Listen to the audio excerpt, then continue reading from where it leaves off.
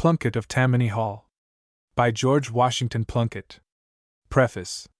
This volume discloses the mental operations of perhaps the most thoroughly practical politician of the day, George Washington Plunkitt, Tammany leader of the 15th Assembly District, sachem of the Tammany Society and chairman of the Elections Committee of Tammany Hall, who has held the offices of state senator, assemblyman, police magistrate, county supervisor and alderman, and who boasts of his record in filling 4 public offices in 1 year and drawing salaries from 3 of them at the same time.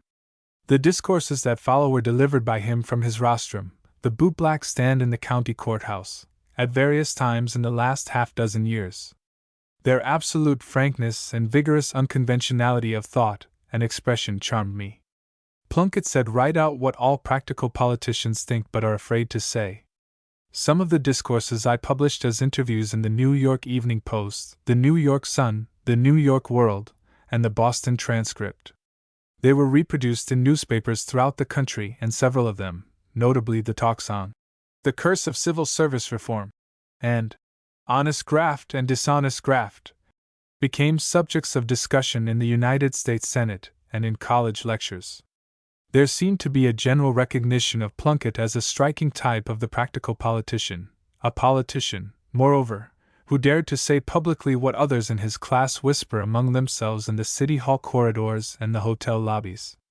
I thought it a pity to let Plunkitt's revelations of himself, as frank in their way as Rousseau's Confessions, perish in the files of the newspapers, so I collected the talks I had published, added several new ones, and now give to the world in this volume a system of political philosophy which is as unique as it is refreshing.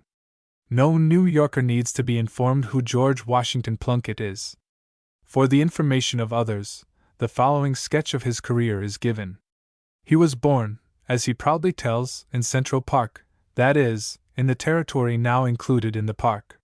He began life as a driver of a cart, then became a butcher's boy, and later went into the butcher business for himself.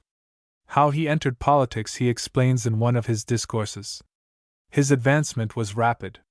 He was in the assembly soon after he cast his first vote, and has held office most of the time for 40 years. In 1870, through a strange combination of circumstances, he held the places of assemblyman, alderman, police magistrate and county supervisor and drew 3 salaries at once, a record unexampled in New York politics. Plunkitt is now a millionaire.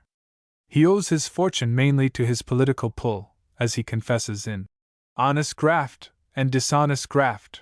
He is in the contracting, transportation, real estate, and every other business out of which he can make money. He has no office. His headquarters is the county courthouse bootblack stand. There he receives his constituents, transacts his general business, and pours forth his philosophy. Plunkitt has been one of the great powers in Tammany Hall for a quarter of a century. While he was in the Assembly and the State Senate, he was one of the most influential members and introduced the bills that provided for the outlying parks of New York City, the Harlem River Speedway, the Washington Bridge, the 155th Street Viaduct, the grading of 8th Avenue north of 57th Street, additions to the Museum of Natural History, the West Side Court, and many other important public improvements. He is one of the closest friends and most valued advisors of Charles F. Murphy, leader of Tammany Hall. William L. Riordan. A tribute to Plunkitt by the leader of Tammany Hall. Senator Plunkitt is a straight organization man. He believes in party government. He does not indulge in cant and hypocrisy, and he is never afraid to say exactly what he thinks. He is a believer in thorough political organization and all the year-round work, and he holds to the doctrine that, in making appointments to office, party workers should be preferred if they are fitted to perform the duties of the office. Plunkitt is one of the veteran leaders of the organization. He has always been faithful and reliable, and he has performed valuable services for Tammany Hall. Charles F. Murphy. Plunkitt of Tammany Hall. Chapter 1. Honest Graft and Dishonest Graft. Everybody is talking these days about Tammany men growing rich on graft, but nobody thinks of drawing the distinction between honest graft and dishonest graft. There's all the difference in the world between the two. Yes, many of our men have grown rich in politics. I have myself. I've made a big fortune out of the game, and I'm getting richer every day, but I've not gone in for dishonest graft, blackmailin' gamblers, saloon keepers, disorderly people, etc., and neither has any of the men who have made big fortunes in politics. There's an honest graft, and I'm an example of how it works. I might sum up the whole thing by saying, I seen my opportunities and I took 'em. Just let me explain by examples. My party's in power in the city, and it's going to undertake a lot of public improvements. Well, I'm tipped off, say, that they're going to lay out a new park at a certain place. I see my opportunity and I take it. I go to that place and I buy up all the land I can in the neighborhood. Then the board of this or that makes its plan public, and there's a rush to get my land, which nobody cared particular for before. Ain't it perfectly honest to charge a good price and make a profit on my investment and foresight? Of course it is. Well, that's honest graft. Or supposin' it's a new bridge they're going to build. I get tipped off and I buy as much property as I can that has to be taken for approaches. I sell at my own price later on and drop some more money in the bank. Wouldn't you? It's just like looking ahead in Wall Street or in the coffee or cotton market. It's honest graft, and I'm looking for it every day in the year. I will tell you frankly that I've got a good lot of it too. I'll tell you of one case. They were going to fix up a big park, no matter where. I got onto it, and went looking about for land in that neighborhood. I could get nothing at a bargain but a big piece of swamp, but I took it fast enough and held on to it. What turned out was just what I counted on. They couldn't make the park complete without Plunkitt Swamp, and they had to pay a good price for it. Anything dishonest in that? Up in the watershed I made some money too. I bought up several bits of land there some years ago, and made a pretty good guess that they would be bought up for water purposes later by the city. Somehow, I always guessed about right, and shouldn't I enjoy the profit of my foresight? It was rather amusing when the condemnation commissioners came along and found piece after piece of the land in the name of George Plunkitt of the 15th Assembly District, New York City. They wondered how I knew just what to buy. The answer is, I seen my opportunity and I took it. I haven't confined myself to land. Anything that pays is in my line. For instance, the city is repaving a street and has several 100,000 old granite blocks to sell. I am on hand to buy, and I know just what they are worth. How? Never mind that. I had a sort of monopoly of this business for a while, but once a newspaper tried to do me. It got some outside men to come over from Brooklyn and New Jersey to bid against me. Was I done? Not much. I went to each of the men and said, How many of these 250,000 stories do you want?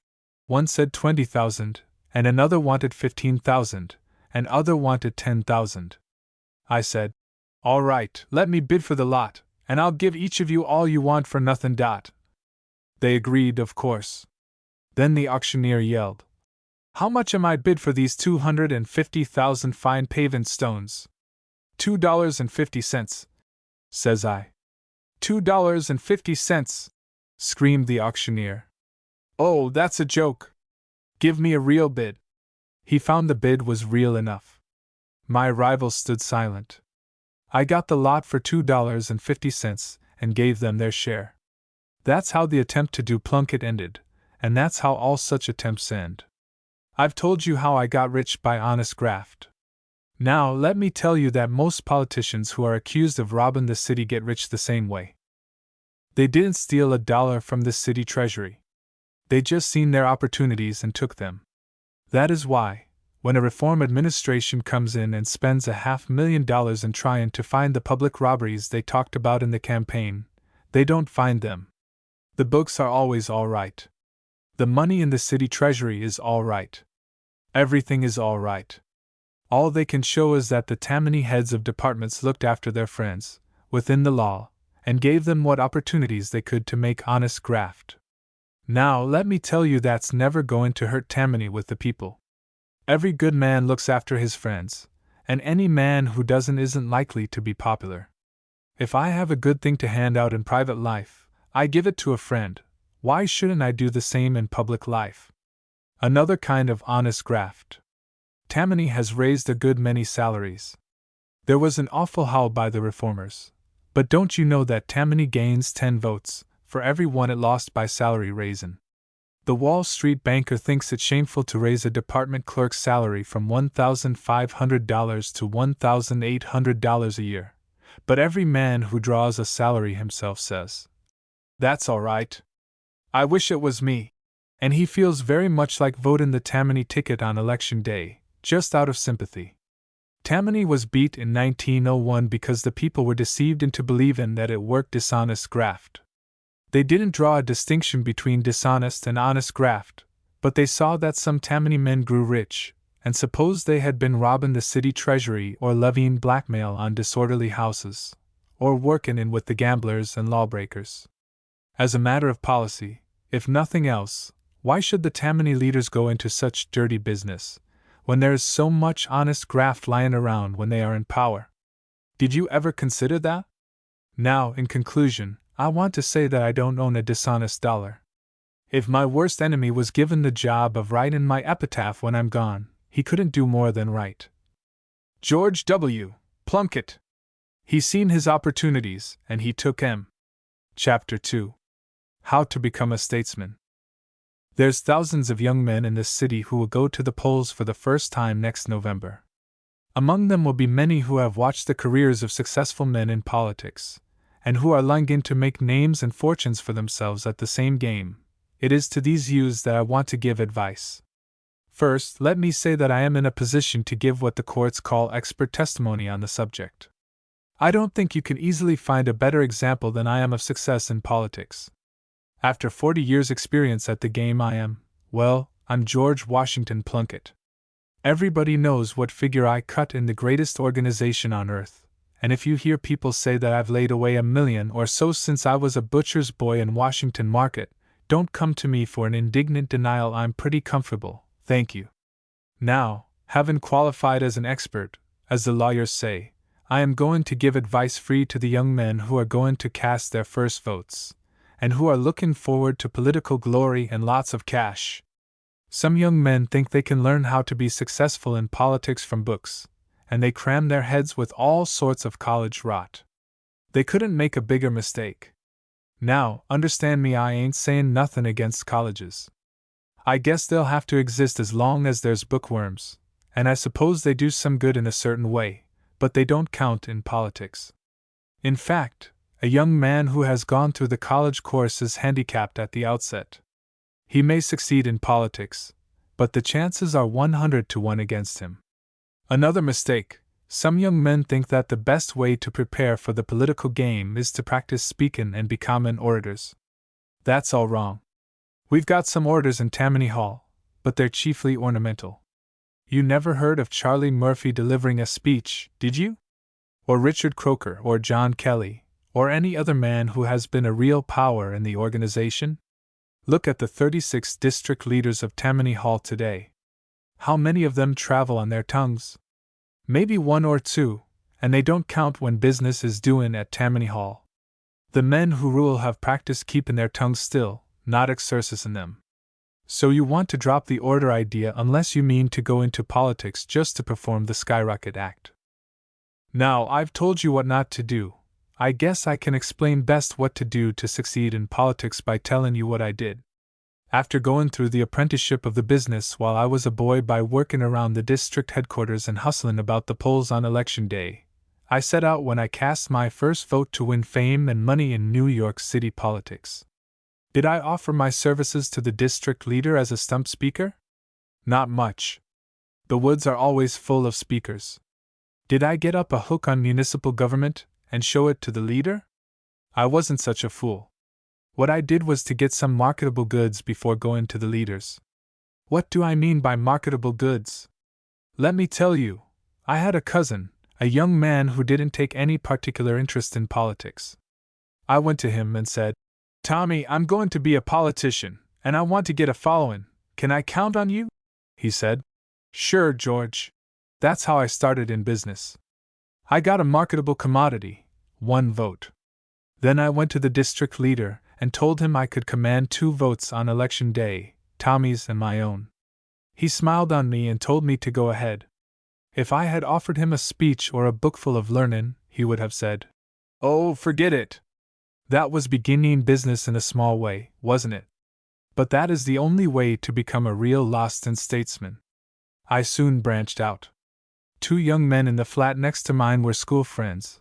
I went to them, just as I went to Tommy, and they agreed to stand by me.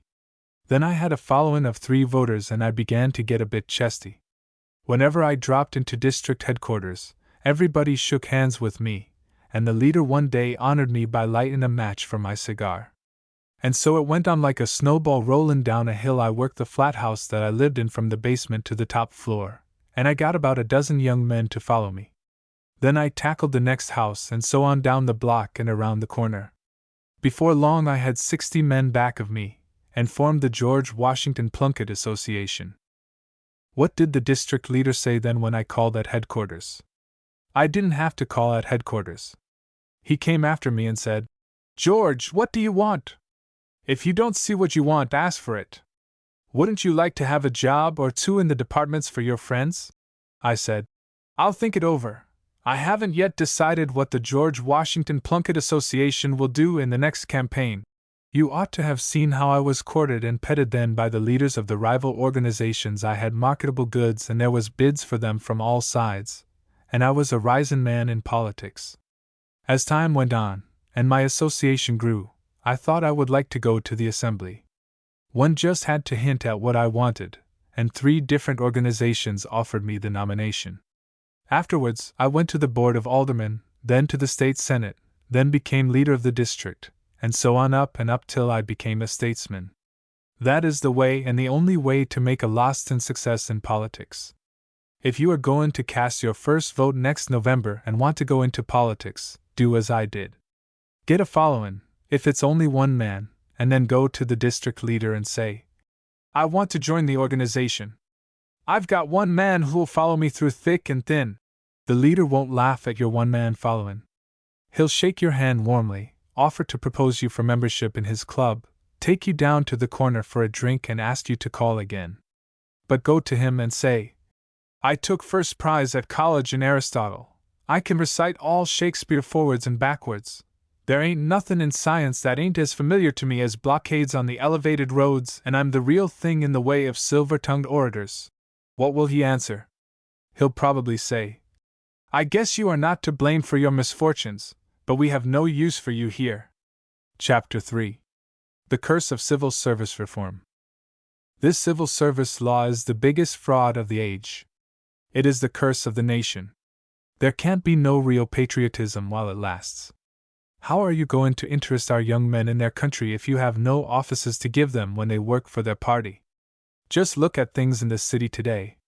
There are 10,000 good offices, but we can't get at more than a few hundred of them. How are we going to provide for the thousands of men who worked for the Tammany ticket? It can't be done. These men were full of patriotism a short time ago. They expected to be serving their city, but when we tell them that we can't place them, do you think their patriotism is going to last? Not much. They say, "What's the use of working for your country anyhow? There's nothing in the game." And what can they do? I don't know, but I'll tell you what I do know. I know more than 1 young man in past years who worked for the ticket and was just overflowing with patriotism, but when he was knocked out by the civil service humbug, he got to hate his country and became an anarchist. This ain't no exaggeration. I have good reason for saying that most of the anarchists in this city today are men who ran up against civil service examinations. Isn't it enough to make a man sour on his country when he wants to serve it, and won't be allowed unless he answers a lot of fool questions about the number of cubic inches of water in the Atlantic and the quality of sand in the Sahara Desert? There was once a bright young man in my district who tackled one of these examinations. The next I heard of him, he had settled down in Hermosa saloons smoking and drinking beer and talking socialism all day. Before that time he had never drank anything but whiskey. I knew what was calm when a young Irishman drops whiskey and takes to beer and long pipes in a German saloon. That young man is today one of the wildest anarchists in town. And just to think, he might be a patriot but for that cussed civil service. Say, did you hear about that Civil Service Reform Association kickin' because the tax commissioners want to put their 55 deputies on the exempt list and fire the outfit left to them by law? That's civil service for you. Just think. 55 Republicans and mugwumps holding $8,000 and $4,000 and $5,000 jobs in the tax department, when 1555 good Tammany men are ready and willing to take their places. It's an outrage. What did the people mean when they voted for Tammany? What is representative government, anyhow? Is it all a fake that this is a government of the people, by the people and for the people? If it isn't a fake, then why isn't the people's voice obeyed and Tammany men put in all the offices? When the people elected Tammany, they knew just what they were doing. We didn't put up any false pretenses. We didn't go in for humbug civil service and all that rot. We stood as we have always stood, for reward, in the men that won the victory. They call that the spoils system. All right. Tammany is for the spoils system, and when we go in we fire every anti-Tammany man from office that can be fired under the law. It's an elastic sort of law, and you can bet it will be stretched to the limit. Of course, the Republican State Civil Service Board will stand in the way of our local Civil Service Commission all it can. But say, suppose we carry the state sometime, won't we fire the upstate board all right? Or we'll make it work in harmony with the local board, and that means that Tammany will get everything in sight. I know that the civil service humbug is stuck into the Constitution, too, but, as Tim Campbell said, what's the Constitution among friends? Say, the people's voice is smothered by the cursed civil service law. It is the root of all evil in our government. You hear of this thing or that thing going wrong in the nation, the state, or the city. Look down beneath the surface and you can trace everything wrong to civil service. I have studied the subject and I know. The civil service humbug is undermining our institutions, and if a halt ain't called soon, this great republic will tumble down like a Park Avenue house when they were building the subway, and on its ruins will rise another Russian government. This is an awful serious proposition. Free silver and the tariff and imperialism and the Panama Canal are trifling issues when compared to it. We could worry along without any of these things, but civil service is sapping the foundation of the whole shootin' match. Let me argue it out for you. I ain't up on syllogisms, but I can give you some arguments that nobody can answer. First, this great and glorious country was built up by political parties. Second, parties can hold together if their workers don't get the offices when they win. Third, if the parties go to pieces, the government they built up must go to pieces too. Fourth, then there'll be to pay. Could anything be clearer than that?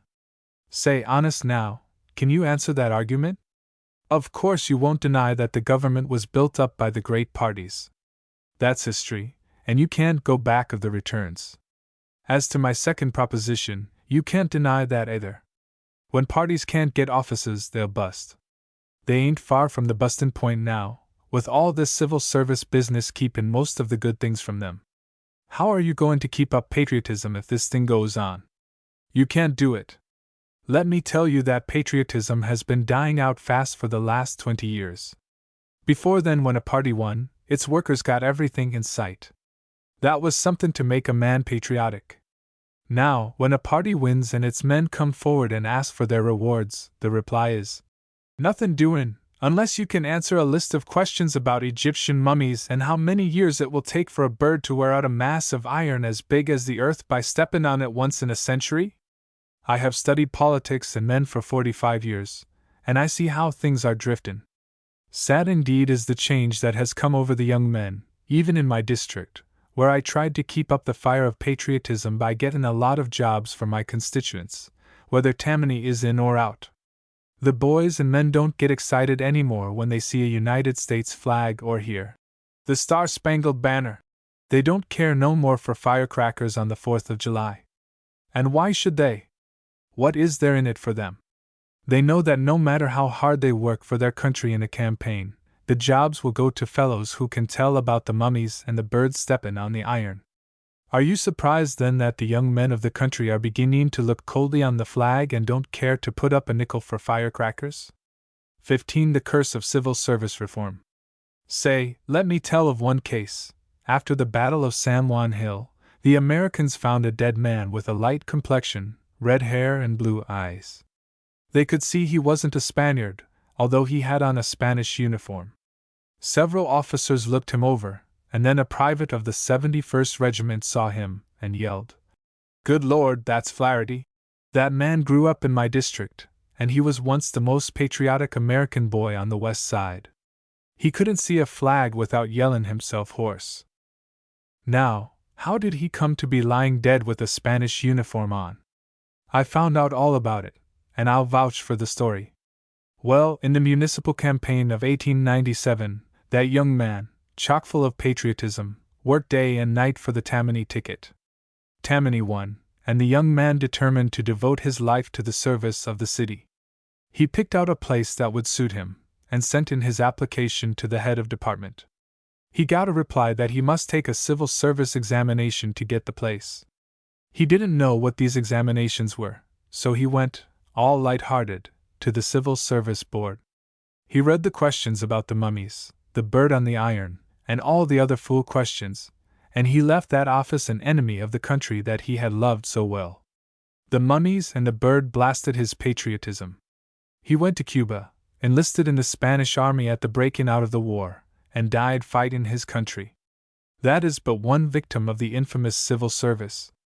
If that young man had not run up against the civil examination, but had been allowed to serve his country as he wished, he would be in a good office today, drawing a good salary.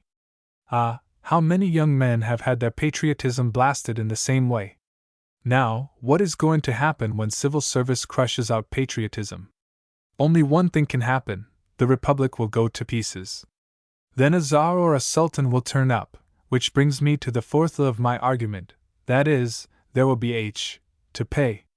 And that ain't no lie. Chapter 4. Reformers only mourn in glories. College professors and philosophers who go up in a balloon to think are always discussed in the question, why reform administrations never succeed themselves. The reason is plain to anybody who has learned the A, B, C of politics.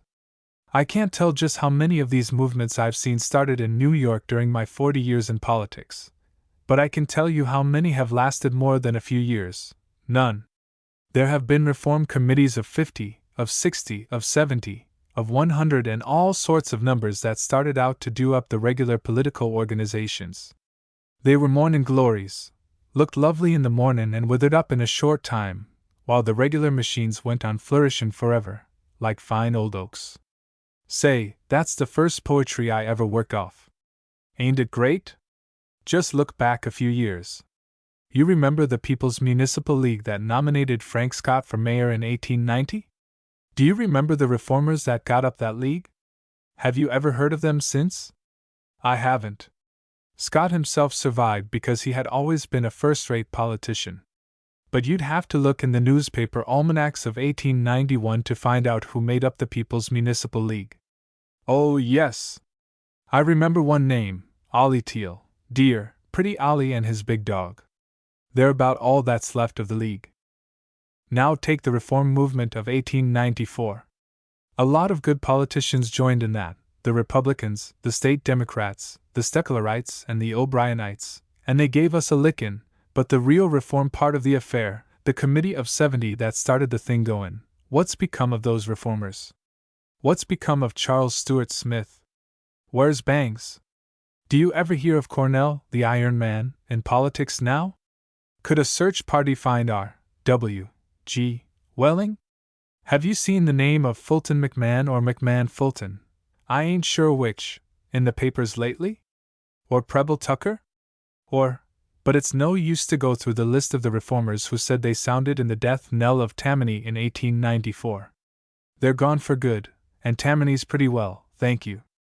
They did the talkin' and pausin', and the politicians in the movement got all the plums. It's always the case. The Citizens' Union has lasted a little bit longer than the reform crowd that went before them, but that's because they learned a thing or two from us. They learned how to put up a pretty good bluff, and bluff counts a lot in politics.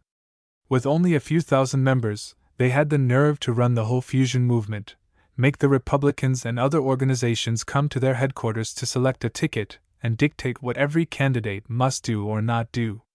I love nerve, and I've had a sort of respect for the Citizens' Union lately, but the Union can't last. Its people haven't been trained to politics, and whenever Tammany calls their bluff, they lay right down. You'll never hear of the Union again after a year or two. And, by the way, what's become of the good government clubs, the political nurseries of a few years ago? Do you ever hear of Good Government Club D and P and Q and Z anymore? What's become of the infants who were to grow up and show us how to govern the city? I know what's become of the nursery that was started in my district. You can find pretty much the whole outfit over in my headquarters, Washington Hall. The fact is that a reformer can't last in politics. He can make a show for a while, but he always comes down like a rocket. Politics is as much a regular business as the grocery or the dry goods or the drug business. You've got to be trained up to it or you're sure to fail. Suppose a man who knew nothing about the grocery trade suddenly went into the business and tried to conduct it according to his own ideas. Wouldn't he make a mess of it? He might make a splurge for a while, as long as his money lasted, but his store would soon be empty. It's just the same with a reformer. He hasn't been brought up in the difficult business of politics, and he makes a mess of it every time.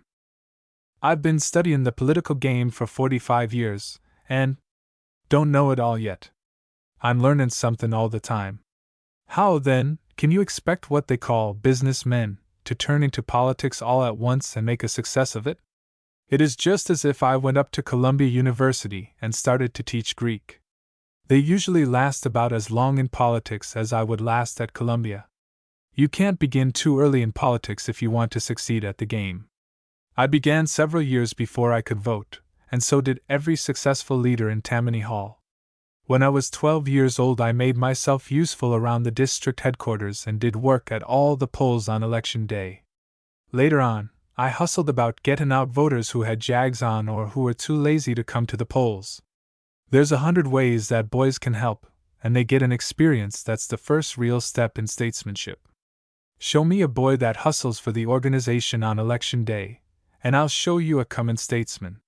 That's the ABC of politics. It ain't easy work to get up to Q and Z. You have to give nearly all your time and attention to it. Of course, you may have some business or occupation on the side, but the great business of your life must be politics if you want to succeed in it.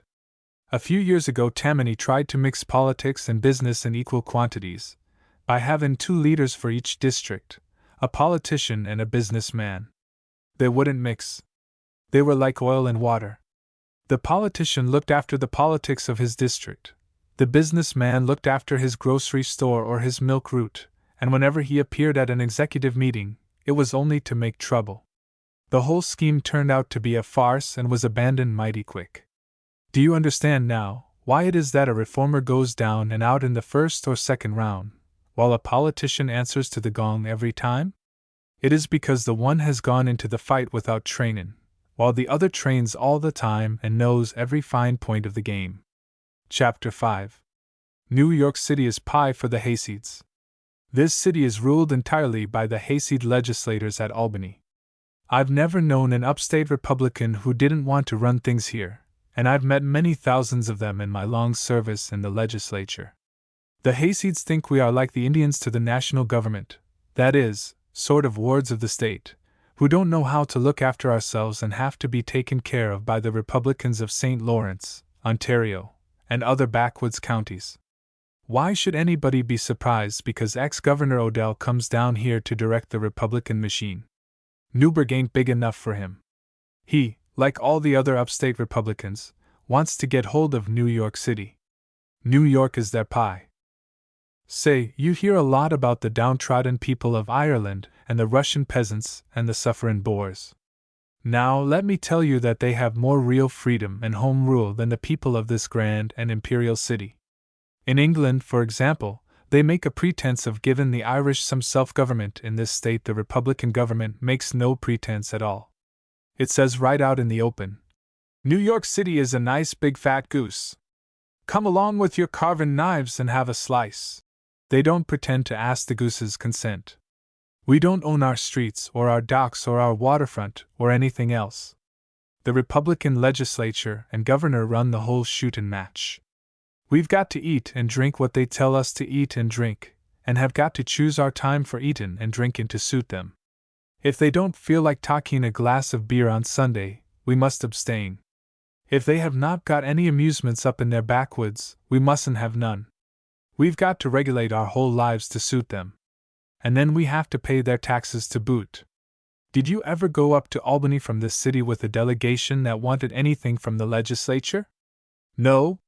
Well, don't. The hayseeds who run all the committees will look at you as if you were a child that didn't know what it wanted, and will tell you in so many words to go home and be good, and the legislature will give you whatever it thinks is good for you. They put on a sort of patronizing air, as much as to say, "These children are an awful lot of trouble. They're wanting candy all the time, and they know that it will make them sick. They ought to thank goodness that they have us to take care of them." And if you try to argue with them, they'll smile in a picking sort of way as if they were humoring a spoiled child. But just let a Republican farmer from Chemung or Wayne or Tioga turn up at the Capitol. The Republican legislature will make a rush for him and ask him what he wants, and tell him if he doesn't see what he wants to ask for it. If he says his taxes are too high, they reply to him, "All right, old man, don't let that worry you. How much do you want us to take off?" "I guess about 50% will about do for the present," says the man. "Can you fix me up?" "Sure," the legislature agrees. "Give us something. New York City is pie for the hayseeds. Try harder, don't be bashful. We'll take off 60% if you wish. That's what we're here for." Then the legislature goes and passes a law increasing the liquor tax or some other tax in New York City, takes a half of the proceeds for the state treasury, and cuts down the farmers' taxes to suit. It's as easy as rolling off a log, when you've got a good working majority and no conscience to speak of. Let me give you another example. It makes me hot under the collar to tell about this. Last year some hayseeds along the Hudson River, mostly in Odell's neighborhood, got dissatisfied with the docks where they landed their vegetables, brickbats, and other things they produce in the river counties. They got together and said, "Let's take a trip down to New York and pick out the finest dock we can find. Odell and the legislature will do the rest." They did come down here, and what do you think they hit on? The finest dock in my district invaded George W. Plunkitt's district without saying as much as, "By your leave." Then they called on Odell to put through a bill giving them this dock, and he did. When the bill came before Mayor Lowe, I made the greatest speech of my life. I pointed out how the legislature could give the whole waterfront to the hayseeds over the head of the dock commissioner in the same way, and warned the mayor that nations had rebelled against their governments for less. But it was no go. Odell and Lowe were pards, and, well, my dock was stolen. You heard a lot in the state campaign about Odell's great work in reducing the state tax to almost nothing, and you'll hear a lot more about it in the campaign next year. How did he do it? By cutting down the expenses of the state government? Oh no! The expenses went up. He simply performed the old Republican act of milk in New York City. The only difference was that he nearly milked the city dry. He not only ran up the liquor tax, but put all sorts of taxes on corporations, banks, insurance companies, and everything in sight that could be made to give up. Of course, nearly the whole tax fell on the city. Then Odell went through the country districts and said, "See what I have done for you. You ain't got any more taxes to pay the state. Ain't I a fine feller?" Once a farmer in Orange County asked him, "How did you do it, Ben?" "Dead easy," he answered. "Whenever I want any money for the state treasury, I know where to get it." And he pointed toward New York City. And then all the Republican tinkerin' with New York City's charter. Nobody can keep up with it. When a Republican mayor is in, they give him all sorts of power. If a Tammany mayor is elected next fall, I wouldn't be surprised if they changed the whole business and arranged it so that every city department should have 4 heads, 2 of them Republicans. "If we make a kick," they would say, "you don't know what's good for you. Leave it to us. It's our business." Chapter 6. To hold your district, study human nature and act according. There's only one way to hold a district. You must study human nature and act according. You can't study human nature in books. Books is a hindrance more than anything else. If you have been to college, so much the worse for you. You'll have to unlearn all you learned before you can get right down to human nature, and unlearning takes a lot of time. Some men can never forget what they learned at college.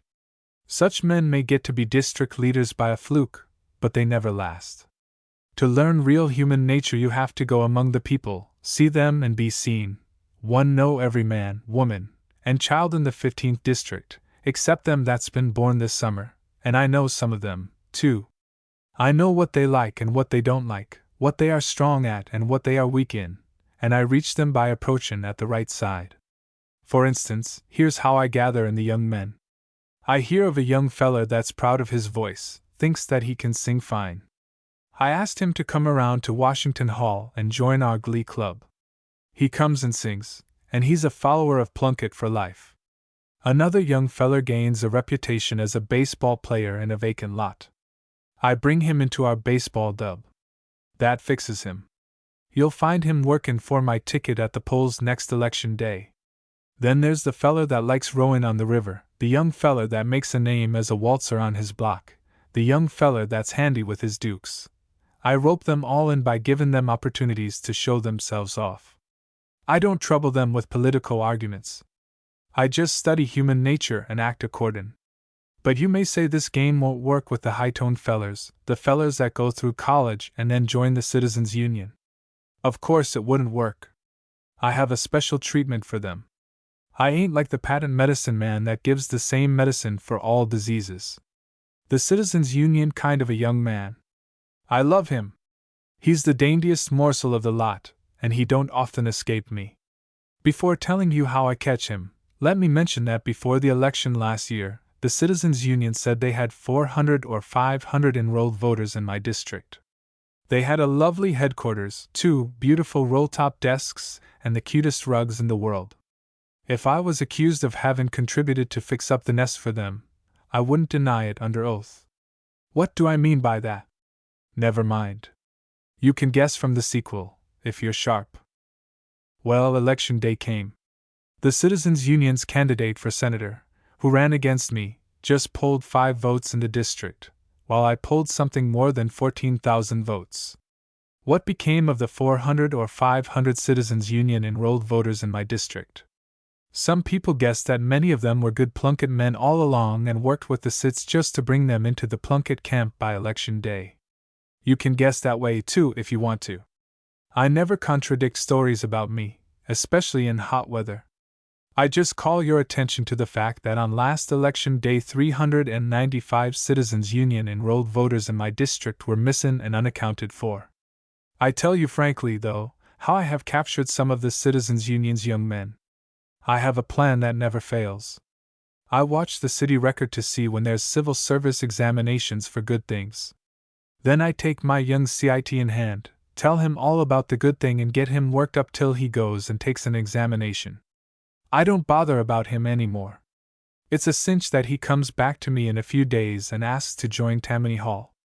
Come over to Washington Hall some night, and I'll show you a list of names on our roll marked CS, which means bucked up against civil service. As to the older voters, I reach them, too. No, I don't send them campaign literature. That's rot. People can get all the political stuff they want to read, and a good deal more, too, in the papers. Who reads speeches nowadays, anyhow? It's bad enough to listen to them. You ain't going to gain any votes by stuffing the letter boxes with campaign documents. Like as not you'll lose votes, for there's nothing a man hates more than to hear the letter carrier ring his bell and go to the letter box expectant to find a letter he was looking for, and find only a lot of printed politics.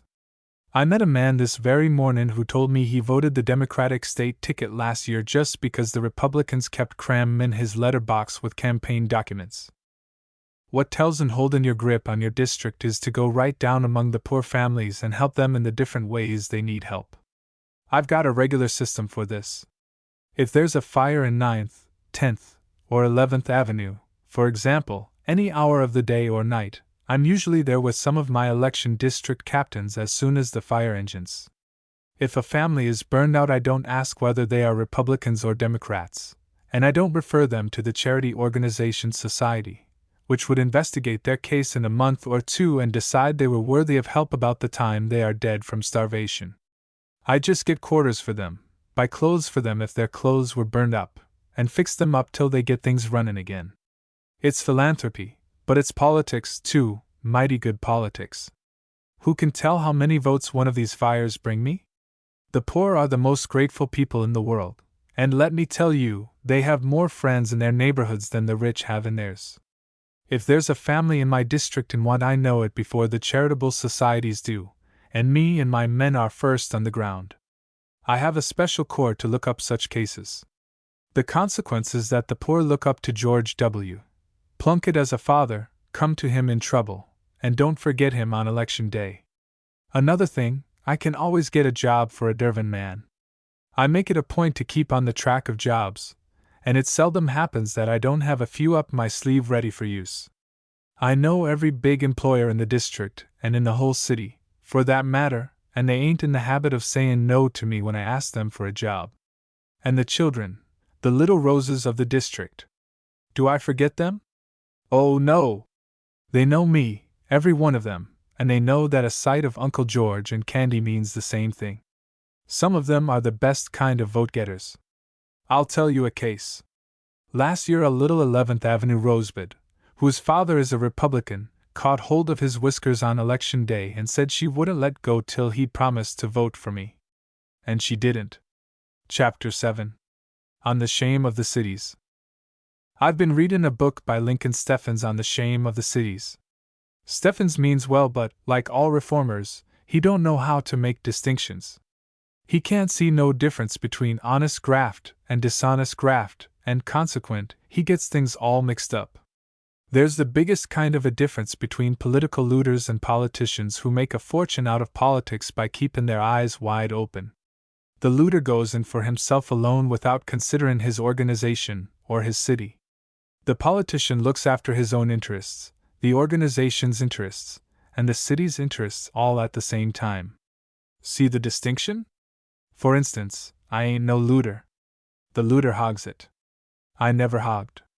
I made my pile in politics, but, at the same time, one served the organization and got more big improvements for New York City than any other living man. And I never monkeyed with the penal code. The difference between a looter and a practical politician is the difference between the Philadelphia Republican gang and Tammany Hall. Steffens seems to think they're both about the same, but he's all wrong. The Philadelphia crowd runs up against the penal code. Tammany don't. The Philadelphians ain't satisfied with robbing the bank of all its gold and paper money. They stay to pick up the nickels and pennies and the cop comes and nabs them. Tammany ain't no such fool. Why, I remember, about 15 or 20 years ago, a Republican superintendent of the Philadelphia almshouse stole the zinc roof off the building and sold it for junk. That was carrying things to excess.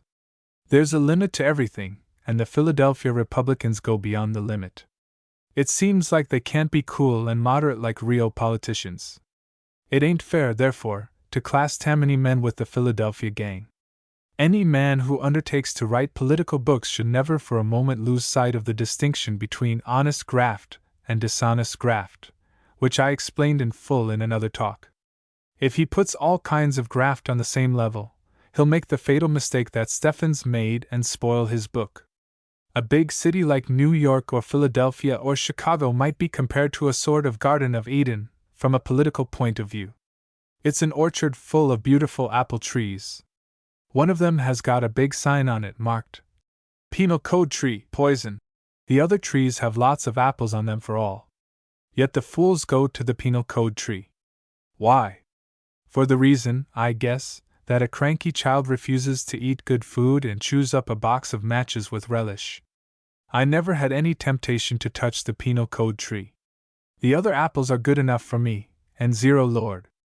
How many of them there are in a big city? Steffens made one good point in his book. He said he found that Philadelphia, ruled almost entirely by Americans, was more corrupt than New York, where the Irish do almost all the governing. I could have told him that before he did any investigating if he had come to me. The Irish was born to rule, and they're the honestest people in the world. Show me the Irishman who would steal a roof off an almshouse, He don't exist. Of course, if an Irishman had the political pull and the roof was much worn, he might get the city authorities to put on a new one and get the contract for it himself, and buy the old roof at a bargain. But that's honest graft. It's going about the thing like a gentleman, and there's more money in it than in tearing down an old roof and carting it to the junkmans. More money and no penal code. One reason why the Irishman is more honest in politics than many sons of the Revolution is that he is grateful to the country and the city that gave him protection and prosperity when he was driven by oppression from the Emerald Isle. Say, that sentence is fine, ain't it? I'm going to get some literary feller to work it over into poetry for next St. Patrick's Day dinner. Yes, the Irishman is grateful. His one thought is to serve the city which gave him a home. He has this thought even before he lands in New York, for his friends here often have a good place in one of the city departments picked out for him, while he is still in the old country. Is it any wonder that he has a tender spot in his heart for old New York when he is on its salary list the morning after he lands? Now, a few words on the general subject of the so-called shame of cities. I don't believe that the government of our cities is any worse, in proportion to opportunities, than it was 50 years ago. I'll explain what I mean by in proportion to opportunities. A half a century ago, our cities were small and poor. There wasn't many temptations lying around for politicians. There was hardly anything to steal, and hardly any opportunities for even honest graft. A city could count its money every night before going to bed, and if 3 cents was missin', all the fire bells would be rung. What credit was there in being honest under them circumstances? It makes me tired to hear of old codgers back in the 30s or 40s boasting that they retired from politics without a dollar except what they earned in their profession or business. If they lived today, with all the existing opportunities, they would be just the same as 20th century politicians. There ain't any more honest people in the world just now than the convicts in Sing Sing. Not one of them steals anything. Why? Because they can't. See the application? Understand, I ain't defending politicians of today who steal. The politician who steals is worse than a thief. He is a fool. With the grand opportunities all around for the man with a political pull, there's no excuse for stealing a cent. The point I want to make is that if there is some stealing in politics, it don't mean that the politicians of 1905 are, as a class, worse than them of 1835. It just means that the old-timers had nothing to steal, while the politicians now are surrounded by all kinds of temptations, and some of them naturally, the fool ones, buck up against the penal code. Chapter 8. Ingratitude in Politics. There's no crime so mean as ingratitude in politics, but every great statesman from the beginning of the world has been up against it. Caesar had his Brutus, that king of Shakespeare's, Leary I think you call him, had his own daughters go back on him, Platt had his Odell, and I've got the McManus. It's a real proof that a man is great when he meets with political ingratitude. Great men have a tender, trusting nature. So have I, outside of the contracting and real estate business.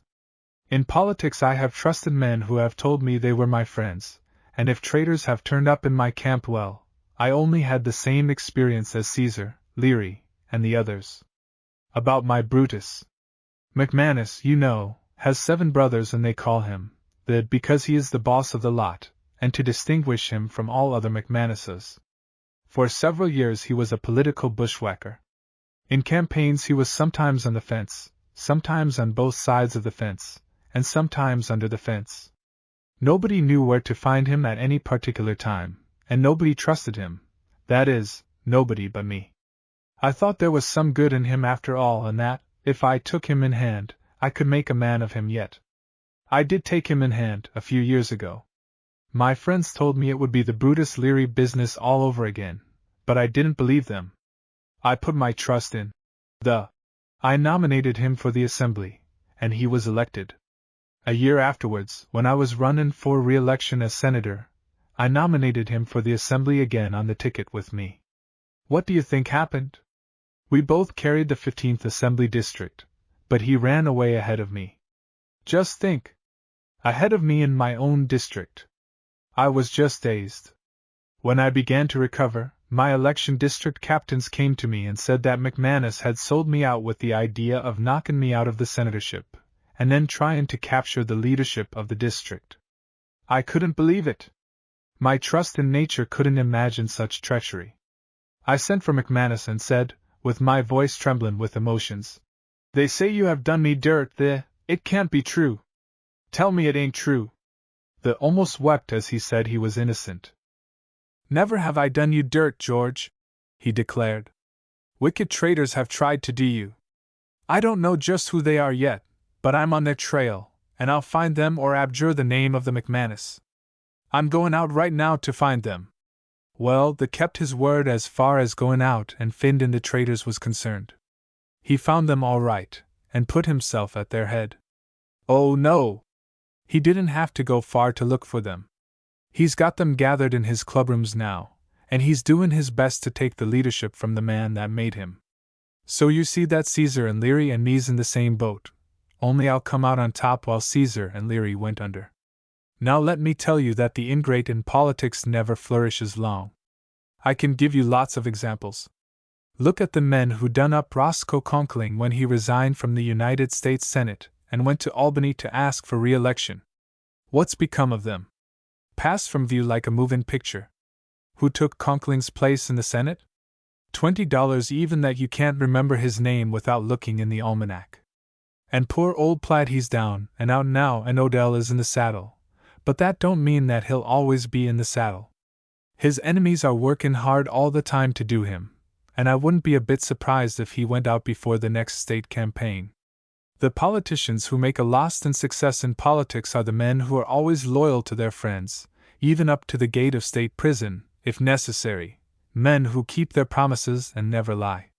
Richard Croker used to say that telling the truth and sticking to his friends was the political leader's stock in trade. Nobody ever said anything truer, and nobody lived up to it better than Croker. That is why he remained leader of Tammany Hall as long as he wanted to. Every man in the organization trusted him. Sometimes he made mistakes that hurt in campaigns, but they were always on the side of serving his friends. It's the same with Charles F. Murphy. He has always stood by his friends even when it looked like he would be downed for doing so. Remember how he stuck to McClellan in 1903 when all the Brooklyn leaders were against him, and it seemed as if Tammany was in for a grand smash-up. It's men like Croker and Murphy that stay leaders as long as they live, not men like Brutus and McManus. Now I want to tell you why political traitors, in New York City especially, are punished quick. It's because the Irish are in a majority. The Irish, above all people in the world, hates a traitor. You can't hold them back when a traitor of any kind is in sight, and, remember in old Ireland, they take particular delight in doing up a political traitor. Most of the voters in my district are Irish or of Irish descent. They've spotted the McManus, and when they get a chance at him at the polls next time, they won't do a thing to him. The question has been asked, is a politician ever justified in going back on his district leader? I answer, no. As long as the leader hustles around and gets all the jobs possible for his constituents. When the voters elect a man leader, they make a sort of a contract with him. They say, although it ain't written out, "We've put you here to look out for our interests. You want to see that this district gets all the jobs that's come to it. Be faithful to us, and we'll be faithful to you." The district leader promises, and that makes a solemn contract. If he lives up to it, spends most of his time chasm after places in the departments, picks up jobs from railroads and contractors for his followers, and shows himself in all ways a true statesman, then his followers are bound in honor to uphold him, just as they're bound to uphold the Constitution of the United States. But if he only looks after his own interests or shows no talent for sending out jobs or ain't got the nerve to demand and get his share of the good things that are going, his followers may be absolved from their allegiance, and they may up and sweat him without being put down as political ingrates. Chapter 9. Reciprocity and Patronage. Whenever Tammany is whipped at the polls, the people set to predicting that the organization is going to smash. They say we can't get along without the offices and that the district leaders are going to desert wholesale. That was what was said after the throwdowns in 1894 and 1901. But it didn't happen, did it? Not one big Tammany man deserted, and today the organization is stronger than ever. How was that? It was because Tammany has more than one string to its bow. I acknowledge that you can't keep an organization together without patronage. Men ain't in politics for nothing. They want to get something out of it. But there is more than one kind of patronage. We lost the public kind, or a greater part of it, in 1901, but Tammany has an immense private patronage that keeps things going when it gets a setback at the polls. Take me, for instance. When Lowe came in, some of my men lost public jobs, but I fixed them all right. I don't know how many jobs I got for them on the surface and elevated railroads, several hundred. I placed a lot more on public works done by contractors, and no Tammany man goes hungry in my district. Plunkitt's OK on an application for a job is never turned down, for they all know that Plunkitt and Tammany don't stay out long. See, let me tell you, too, that I got jobs from Republicans in office, federal and otherwise. When Tammany's on top, I do good turns for the Republicans. When they're on top, they don't forget me. Me and the Republicans are enemies just one day in the year, Election Day. Then we fight tooth and nail. The rest of the time it's live and let live with us. On Election Day I tried to pile up as big a majority as I can against George Wanamaker, the Republican leader of the 15th. Any other day George and I are the best of friends.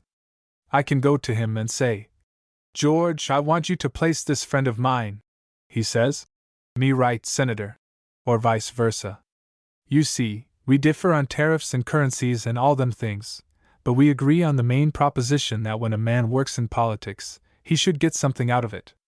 The politicians have got to stand together this way or there wouldn't be any political parties in a short time.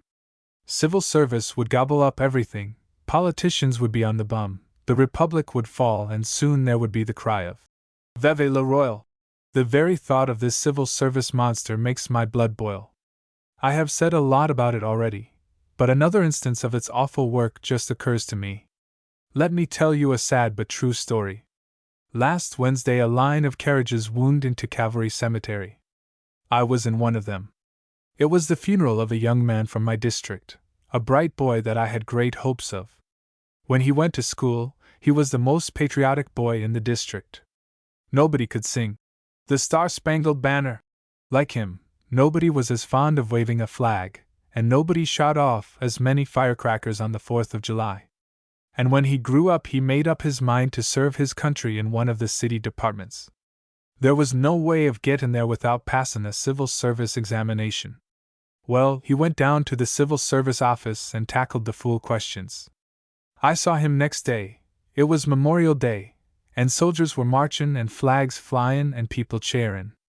Where was my young man? Standing on the corner, scowling at the whole show.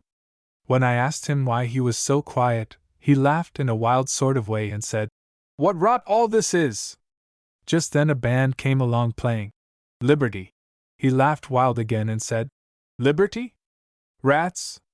I don't guess I need to make a long story of it. From the time that young man left the civil service office he lost all patriotism. He didn't care no more for his country. He went to the dogs. He ain't the only one. There's a gravestone over some bright young man's head for every one of them infernal civil service examinations. They are undermining the manhood of the nation and making the Declaration of Independence a farce. We need a new Declaration of Independence, independence of the whole fool's civil service business. I mention all this now to show why it is that the politicians of two big parties help each other along, and why Tammany men are tolerably happy when not in power in the city. When we win I won't let any Dervan Republican in my neighborhood suffer from hunger or thirst, although, of course, I look out for my own people first. Now, I've never gone in for nonpartisan business, but I do think that all the leaders of the two parties should get together and make an open, nonpartisan fight against civil service, their common enemy. They could keep up their quarrels about imperialism and free silver and high tariff. They don't count for much alongside of civil service, which strikes right at the root of the government. The time is fast coming when civil service or the politicians will have to go. And it will be here sooner than they expect if the politicians don't unite, drop all them minor issues for a while and make a stand against the civil service flood that's sweepin' over the country like them floods out west. Chapter 10. Brooklynites Natural-Born Hayseeds. Some people are wonderin' why it is that the Brooklyn Democrats have been sittin' with David B. Hill and the upstate crowd. There's no cause for wonder. I have made a careful study of the Brooklynite, and I can tell you why. It's because a Brooklynite is a natural-born hay seed, and can never become a real New Yorker. He can't be trained into it. Consolidation didn't make him a New Yorker, and nothing on earth can. A man born in Germany can settle down and become a good New Yorker. So can an Irishman. In fact, the first word an Irish boy learns in the old country is New York. And when he grows up and comes here, he is at home right away. Even a Jap or a Chinaman can become a New Yorker, but a Brooklynite never can. And why? Because Brooklyn don't seem to be like any other place on earth. Once let a man grow up amidst Brooklyn's cobblestones, with the odor of Newton Creek and Gowanus Canal ever in his nostrils, and there's no place in the world for him except Brooklyn. And even if he don't grow up there, if he is born there and lives there only in his boyhood and then moves away, he is still beyond redemption. In one of my speeches in the legislature, I gave an example of this, and it's worth repeating now. Soon after I became a leader on the West Side, a quarter of a century ago, I came across a bright boy, about 7 years old, who had just been brought over from Brooklyn by his parents. I took an interest in the boy, and when he grew up I brought him into politics. Finally, I sent him to the assembly from my district. Now remember that the boy was only 7 years old when he left Brooklyn, and was 23 when he went to the assembly. You'd think he had forgotten all about Brooklyn, wouldn't you? I did, but I was dead wrong. When that young fellow got into the assembly, he paid no attention to bills or debates about New York City. He didn't even show any interest in his own district. But just let Brooklyn be mentioned, or a bill be introduced about Gowanus Canal, or the Long Island Railroad, and he was all attention. Nothing else on earth interested him. The end came when I caught him. What do you think I caught him at? One mornin' I went over from the Senate to the Assembly chamber, and there I found my young man actually readin' a Brooklyn newspaper. When he saw me calm, he tried to hide the paper, but it was too late.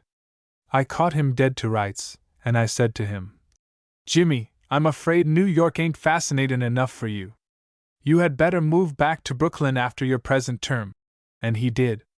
I met him the other day crossin' the Brooklyn Bridge, carryin' a hobby horse under one arm, and a doll's carriage under the other, and lookin' perfectly happy. McCarran and his men are the same way. They can't get it into their heads that they are New Yorkers, and just tend naturally toward supportin' Hill and his hayseeds against Murphy. I had some hopes of McCarran till lately. He spends so much of his time over here and has seen so much of the world that I thought he might be an exception, and grow out of his Brooklyn surroundings, but his course at Albany shows that there is no exception to the rule. Say, I'd rather take a Hottentot in hand to bring up as a good New Yorker than undertake the job with a Brooklynite. Honest, I would. And by the way, come to think of it, is there really any upstate Democrats left? It has never been proved to my satisfaction that there is any. I know that some upstate members of the state committee call themselves Democrats. Besides these, I know at least 6 more men above the Bronx who make a livin' out of professin' to be Democrats, and I have just heard of some few more. But if there is any real Democrats up the state, what becomes of them on election day? They certainly don't go near the polls or they vote the Republican ticket. Look at the last 3 state elections. Roosevelt piled up more than 100,000 majority above the Bronx. Odell piled up about 160,000 majority the first time he ran and 131,000 the second time. About all the Democratic votes cast were pulled in New York City.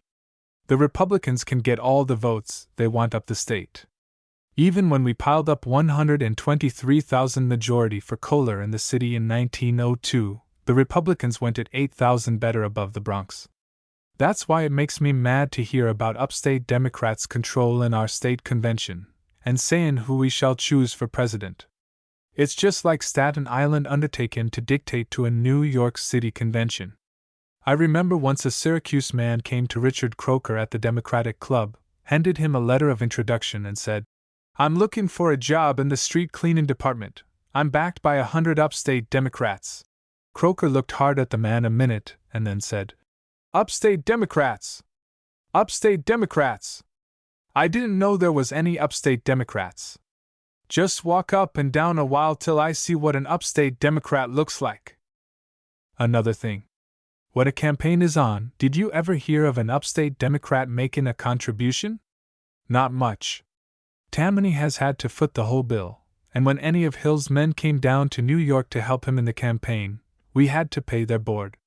Whenever money is to be raised, there's nothing doing up the state. The Democrats there, always provident that there is any Democrats there, take to the woods. Supposin' Tammany turned over the campaigns to the Hill men and then held off, what would happen? Why, they would have to hire a shed out in the suburbs of Albany for a headquarters, unless the Democratic National Committee put up for the campaign expenses. Tammany's got the votes and the cash. The Hill crowds only got hot air. Chapter 11. Tammany Leaders Not Bookworms. You hear a lot of talk about the Tammany district leaders being illiterate men. If illiterate means having common sense, we plead guilty. But if they mean that the Tammany leaders ain't got no education and ain't gents, they don't know what they're talking about. Of course, we ain't all bookworms and college professors. If we were, Tammany might win an election once in 4,000 years. Most of the leaders are plain American citizens, of the people and near to the people, and they have all the education they need to whip the dudes who part their name in the middle and to run the city government. We've got bookworms, too, in the organization. But we don't make them district leaders. We keep them for ornaments on parade days. Tammany Hall is a great big machine, with every part adjusted delicate to do its own particular work. It runs so smooth that you wouldn't think it was a complicated affair, but it is. Every district leader is fitted to the district he runs, and he wouldn't exactly fit any other district. That's the reason Tammany never makes the mistake the Fusion outfit always makes of sending men into the districts who don't know the people and have no sympathy with their peculiarities. We don't put a silk stocking on the Bowery, nor do we make a man who is handy with his fists leader of the 29th. The Fusionists make about the same sort of a mistake that a repeater made at an election in Albany several years ago. He was hired to go to the polls early in a half-dozen election districts and vote on other men's names before these men reached the polls. At one place, when he was asked his name by the poll clerk, he had the nerve to answer, "William Croswell Doane." "Come off! You ain't Bishop Doane," said the poll clerk. "The hell I ain't I," yelled the repeater. Now, that is the sort of bad judgment the Fusionists are guilty of. They don't pick men to suit the work they have to do. Take me, for instance. My district, the 15th, is made up of all sorts of people, and a cosmopolitan is needed to run it successful. I'm a cosmopolitan. When I get into the silk-stocking part of the district, I can talk grammar and all that with the best of them. I went to school 3 winters when I was a boy, and I learned a lot of fancy stuff that I keep for occasions. There ain't a silk-stocking in the district who ain't proud to be seen talking with George Washington Plunkitt, and maybe they learn a thing or two from their talks with me. There's one man in the district, a big banker, who said to me one day, "George, you can sing the most vigorous English I ever heard. You remind me of Senator Hoar of Massachusetts." Of course, that was putting it on too thick, but say honest, I like Senator Hoar's speeches. He once quoted in the United States Senate some of my remarks on the curse of civil service, and though he didn't agree with me altogether, I noticed that our ideas are alike in some things, and we both have the knack of putting things strong, only he put on more frills to suit his audience. As for the common people of the district, I am at home with them at all times. When I go among them, I don't try to show off my grammar, or talk about the Constitution, or how many volts there is in electricity, or make it appear in any way that I am better educated than they are. They wouldn't stand for that sort of thing. No, I drop all monkey hinds. So you see, I've got to be several sorts of a man in a single day, a lightning change artist, so to speak. But I am one sort of man always in one respect. I stick to my friends high and low, do them a good turn whenever I get a chance, and hunt up all the jobs going for my constituents. There ain't a man in New York who's got such a scent for political jobs as I have. When I get up in the morning, I can almost tell every time whether a job has become vacant overnight, and what department it's in, and I'm the first man on the ground to get it. Only last week I turned up at the office of Water Register Savage at 9 a.m. and told him I wanted a vacant place in his office for one of my constituents. "How did you know that O'Brien had got out?" he asked me. "I smelled it in the air when I got up this morning," I answered. Now, that was the fact. I didn't know there was a man in the department named O'Brien, much less that he had got out, but my scent led me to the Water Register's office, and it don't often lead me wrong. A cosmopolitan ain't needed in all the other districts, but our men are just the kind to rule. There's Dan Finn, in the Battery District, Bluff, Jolly Dan, who is now on the bench. Maybe you'd think that a court justice is not the man to hold a district like that, but you're mistaken.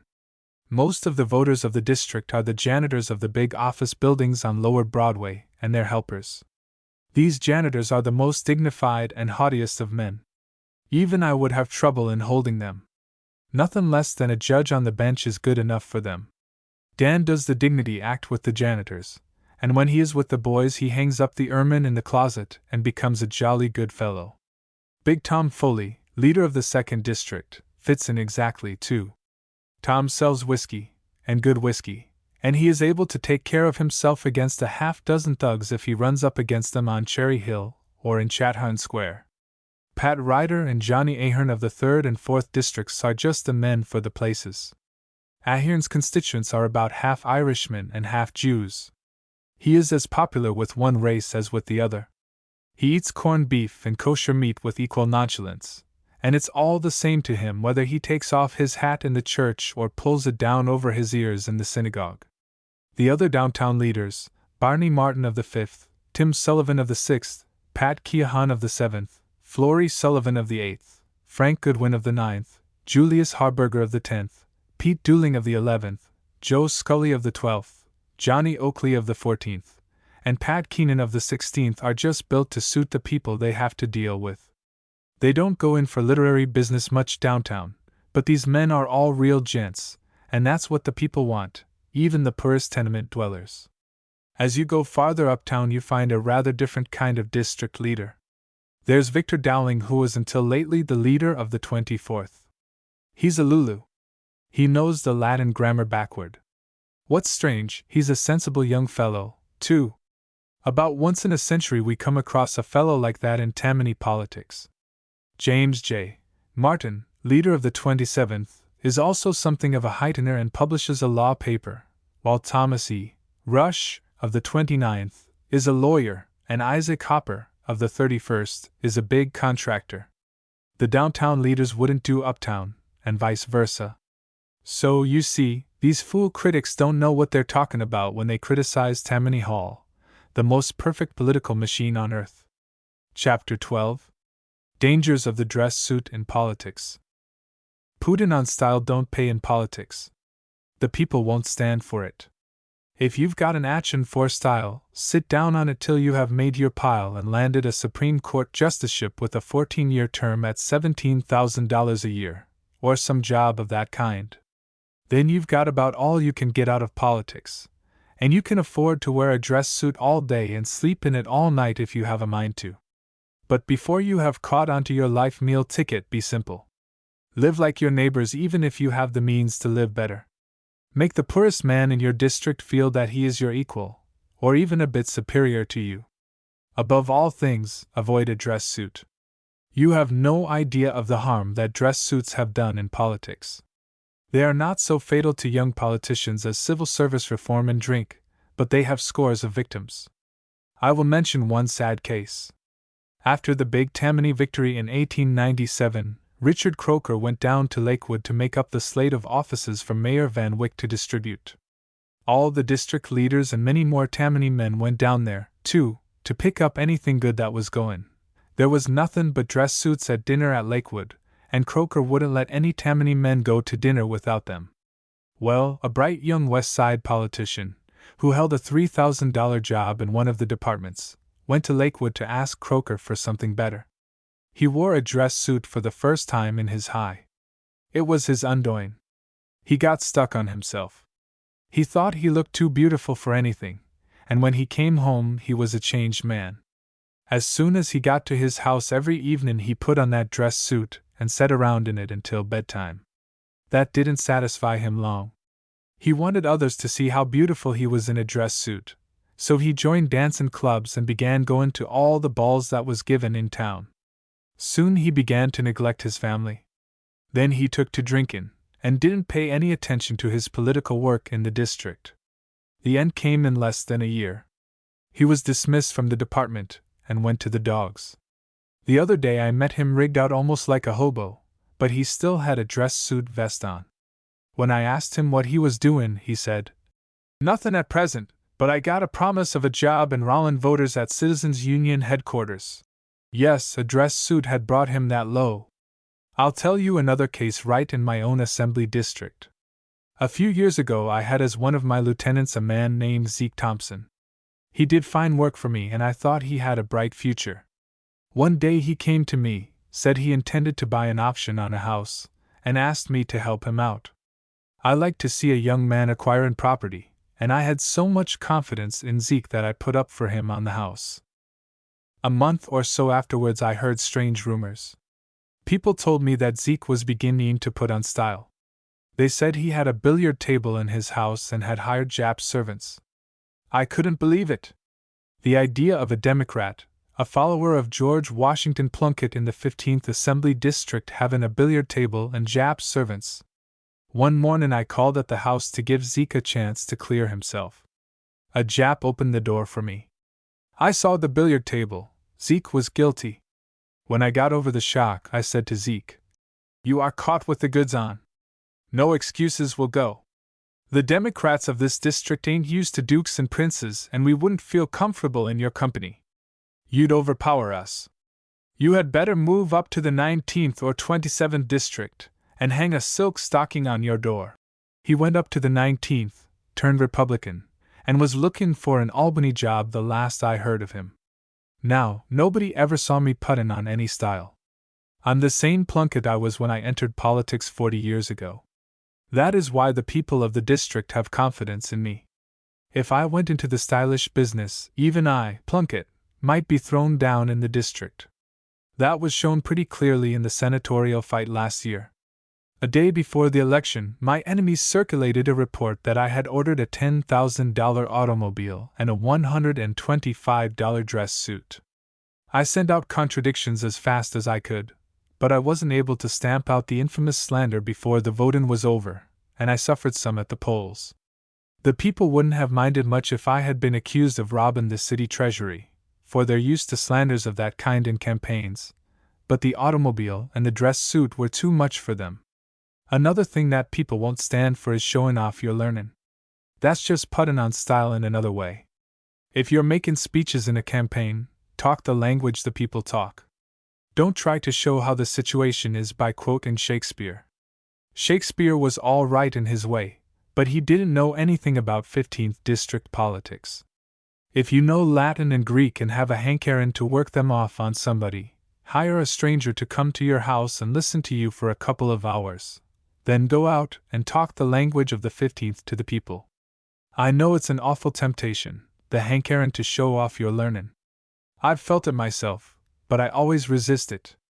I know the awful consequences. Chapter 13. On Municipal Ownership. I am for municipal ownership on one condition, that the civil service law be repealed. It's a grand idea, the city, the railroads, the gas works, and all that. Just see how many thousands of new places there would be for the workers in Tammany. Why, there would be almost enough to go around, if no civil service law stood in the way. My plan is this: first get rid of that infamous law, and then go ahead and by degrees get municipal ownership. Some of the reformers are saying that municipal ownership won't do because it would give a lot of patronage to the politicians. How those fellows mix things up when they argue. They're given the strongest argument in favor of municipal ownership when they say that. Who is better fitted to run the railroads and the gas plants and the ferries than the men who make a business of looking after the interests of the city? Who is more anxious to serve the city? Who needs the jobs more? Look at the dock department. The city owns the docks, and how beautiful Tammany manages them. I can't tell you how many places they provide for our workers. I know there is a lot of talk about dock graft, but that talk comes from the outs. When the Republicans had the docks under Low and Strong, you didn't hear them saying anything about graft, did you? No, they just went in and made hay while the sun shone. That's always the case. When the reformers are out, they raise the yell that Tammany men should be sent to jail. When they get in, they're so busy keeping out of jail themselves that they don't have no time to attack Tammany. All I want is that municipal ownership be postponed till I get my bill repealing the civil service law before the next legislature. It would be all a mess if every man who wanted a job would have to run up against a civil service examination. For instance, if a man wanted a job as motorman on a surface car, it's 10 to 1 that they would ask him, "Who wrote the Latin grammar, and if so, why did he write it? How many years were you at college? Is there any part of the Greek language you don't know? State all you don't know, and why you don't know it. Give a list of all the sciences with full particulars about each one, and how it came to be discovered.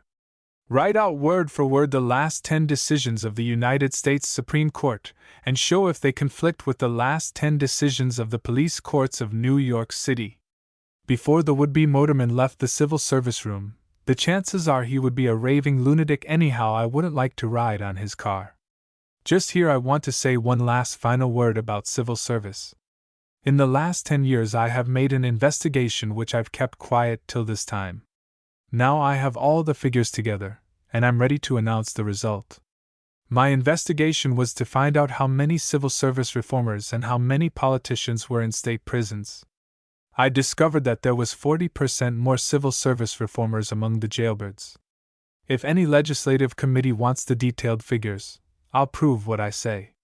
I don't want to give the figures now, because I want to keep them to back me up when I go to Albany to get the civil service law repealed. Don't you think that when I've had my inning, the civil service law will go down, and the people will see that the politicians are all right, and that they ought to have the job of running things when municipal ownership comes? One thing more about municipal ownership. If the city owned the railroads, etc., salaries would be sure to go up. Higher salaries is the crying need of the day. Municipal ownership would increase them all along the line and would stir up such patriotism as New York City never knew before. You can't be patriotic on a salary that just keeps the wolf from the door. Any man who pretends he can will bear watchin'. Keep your hand on your watch and pocketbook when he's about. But when a man has a good fat salary, he finds himself hummin' "Hail Columbia," all unconscious, and he fancies, when he's riding in a trolley car, that the wheels are always saying, "Yankee Doodle came to town." I know how it is myself. When I got my first good job from the city, I bought up all the firecrackers in my district to salute this glorious country. I couldn't wait for the 4th of July. First got the boys on the block to fire them off for me, and I felt proud of being an American. For a long time after that I used to wake up nights singing "The Star-Spangled Banner." Chapter 14. Tammany the only lost in democracy. I've seen more than 100 democracies rise and fall in New York City in the last quarter of a century. At least a half-dozen new so-called democratic organizations are formed every year. All of them go into down Tammany and take its place, but they seldom last more than a year or two, while Tammany's like the everlasting rocks, the eternal hills, and the blockades on the L road. It goes on forever. I recall offhand the county democracy, which was the only real opponent Tammany has had in my time, the Irving Hall democracy, the New York State democracy, the German-American democracy, the Protection democracy, the Independent County democracy, the Greater New York democracy, the Jimmy O'Brien democracy, the Delicatessen Dealers democracy, the Silver democracy, and the Italian democracy. Not one of them is living today, although I hear something about the ghost of the Greater New York democracy being seen on Broadway once or twice a year. In the old days of the county democracy, a new democratic organization meant some trouble for Tammany, for a time anyhow. Nowadays a new democracy means nothing at all except that about a dozen bone hunters have got together for one campaign only to try to induce Tammany to give them a job or two, or in order to get in with the reformers for the same purpose. You might think that it would cost a lot of money to get up one of these organizations and keep it going for even one campaign, but Lord bless you, it costs next to nothing. Jimmy O'Brien brought the manufacture of democracies down to an exact science, and reduced the cost of production so as to bring it within the reach of all. Any man with $50 can now have a democracy of his own. I've looked into the industry, and can give rock-bottom figures. Here's the items of cost of a new democracy. Is there any reason for wonder, then, that democracies spring up all over when a municipal campaign is calm on? If you land even one small job, you get a big return on your investment. You don't have to pay for advertising in the papers. The New York papers tumble over one another to give columns to any new organization that comes out against Tammany. In describing the formation of a democracy, on the $50 basis, according to the items I give, the papers would say something like this. The organization of the delicatessen democracy last night threatens the existence of Tammany Hall. It is a grand move for a new and pure democracy in this city. Well may the Tammany leaders be alarmed. Panic has already broke loose in 14th Street. The vast crowd that gathered at the launching of the new organization, the stirring speeches and the proclamation of principles mean that, at last, there is an uprising that will end Tammany's career of corruption. The delicatessen democracy will open in a few days spacious headquarters where all true Democrats may gather and prepare for the fight. Say, ain't some of the papers awful gullible about politics? Talk about come-ons from Iowa or Texas, they ain't in it with the childlike simplicity of these papers. It's a wonder to me that more men don't go into this kind of manufacturing industry. It has bigger profits generally than the green goods business and none of the risks. And you don't have to invest as much as the green goods men. Just see what good things some of these democracies got in the last few years. The New York State Democracy in 1897 landed a Supreme Court justiceship for the man who manufactured the concern, a 14-year term at $17,500 a year, that is $245,000. You see, Tammany was rather scared that year and was bluffed into giving this job to get the support of the state democracy, which, by the way, went out of business quick and prompt the day after it got this big plum. The next year the German democracy landed a place of the same kind. And then see how the greater New York democracy worked the game on the reformers in 1901. The men who managed this concern were former Tammany-ites who had lost their grip, yet they made the Citizens Union innocents believe that they were the real thing in the way of reformers, and that they had 100,000 voter back of them. They got the borough president of Manhattan, the president of the board of aldermen, the register, and a lot of lesser places. It was the greatest bunco game of modern times.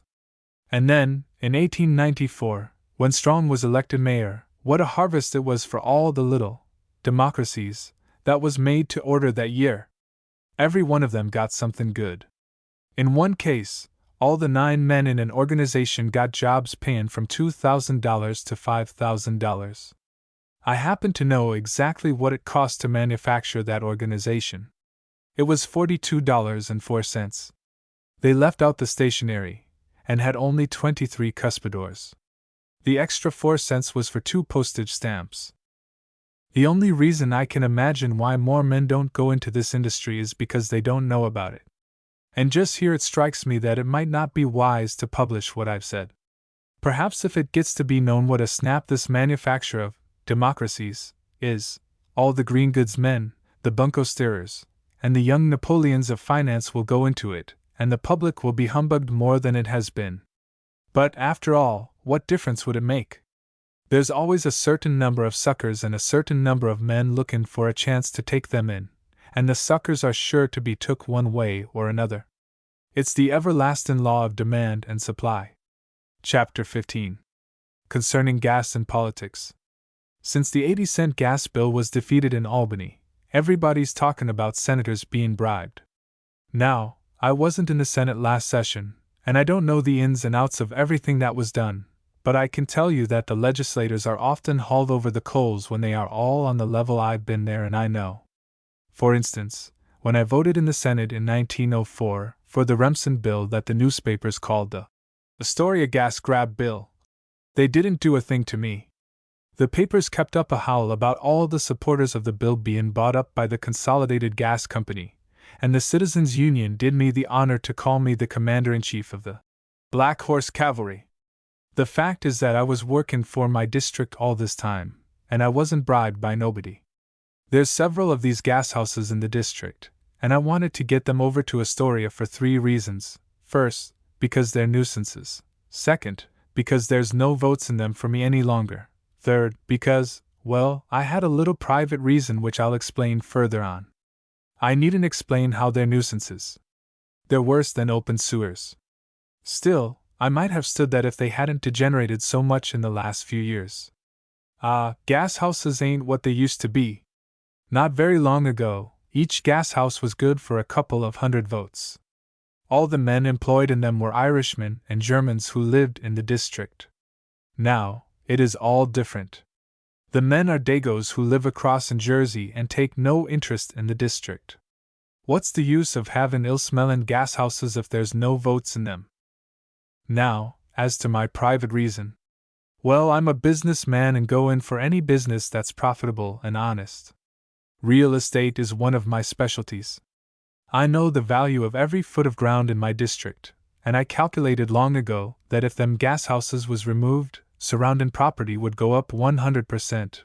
When the Remsen bill, provident for the removal of the gas houses to Queens County, came up, I said to myself, "George, hasn't your chance come?" I answered, "Sure." Then I sized up the chances of the bill. I found it was certain to pass the Senate and the Assembly, and I got assurances straight from headquarters that Governor Odell would sign it. Next I came down to the city to find out the mayor's position. I got it straight that he would approve the bill, too. Can't you guess what I did then? Like any sane man who had my information, I went in and got options on a lot of the property around the gas houses. Well, the bill went through the Senate and the Assembly all right and the mayor signed it, but Odell backslided at the last minute and the whole game fell through. If it had succeeded, I guess I would have been accused of grafting. What I want to know is, what do you call it when I got left and lost a pot of money?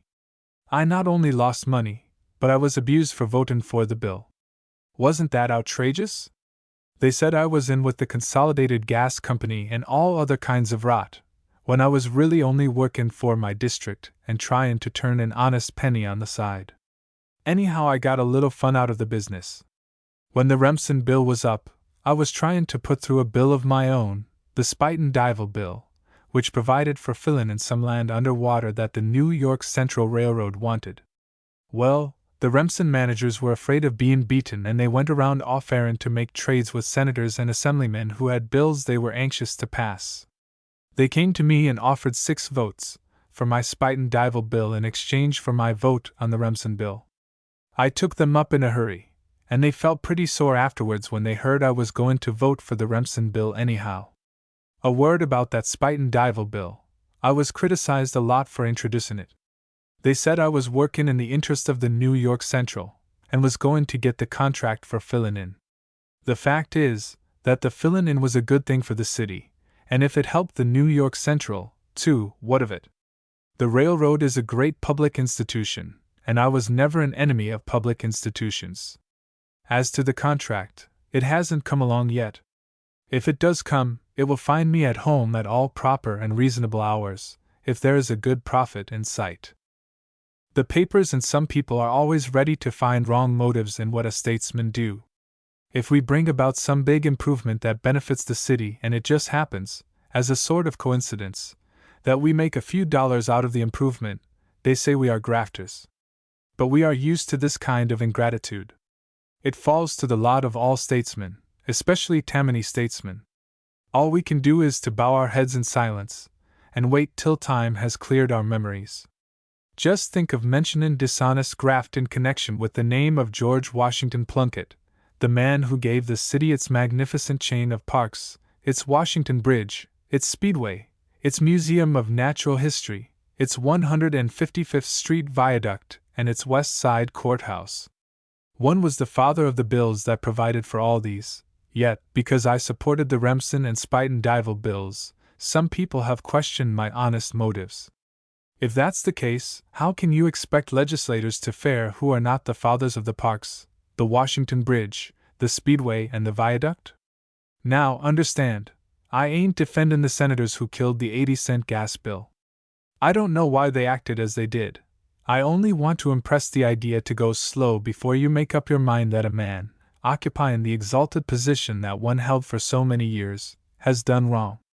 For all I know, these senators may have been as honest and high-minded about the gas bill as I was about the Remsen and Spite and Dival bills.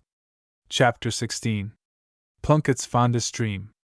The time is come, and though I'm no youngster, I may see it, when New York City will break away from the state and become a state itself. It's got to come. The feelin' between this city and the hayseeds that make a livin' by plunderin' it is every bit as bitter as the feelin' between the North and South before the war. And let me tell you, if there ain't a peaceful separation before long, we may have the horrors of civil war right here in New York State. Why, I know a lot of men in my district who would like nothing better today than to go out gunnin' for hayseeds. New York City has got a bigger population than most of the states in the Union. It's got more wealth than any dozen of them. Yet the people here, as I explained before, are nothing but slaves of the Albany gang. We have stood the slavery a long, long time, but the uprising is near at hand. It will be a fight for liberty, just like the American Revolution. We'll get liberty peacefully if we can, by cruel war if we must. Just think how lovely things would be here if we had a Tammany governor and legislature meetin', say in the neighborhood of 59th Street, and a Tammany mayor and board of aldermen doin' business in City Hall. How sweet and peaceful everything would go on. The people wouldn't have to bother about nothin'. Tammany would take care of everything for them in its nice quiet way. You wouldn't hear of any conflicts between the state and city authorities. They would settle everything pleasant and comfortable at Tammany Hall, and every bill introduced in the legislature by Tammany would be sure to go through.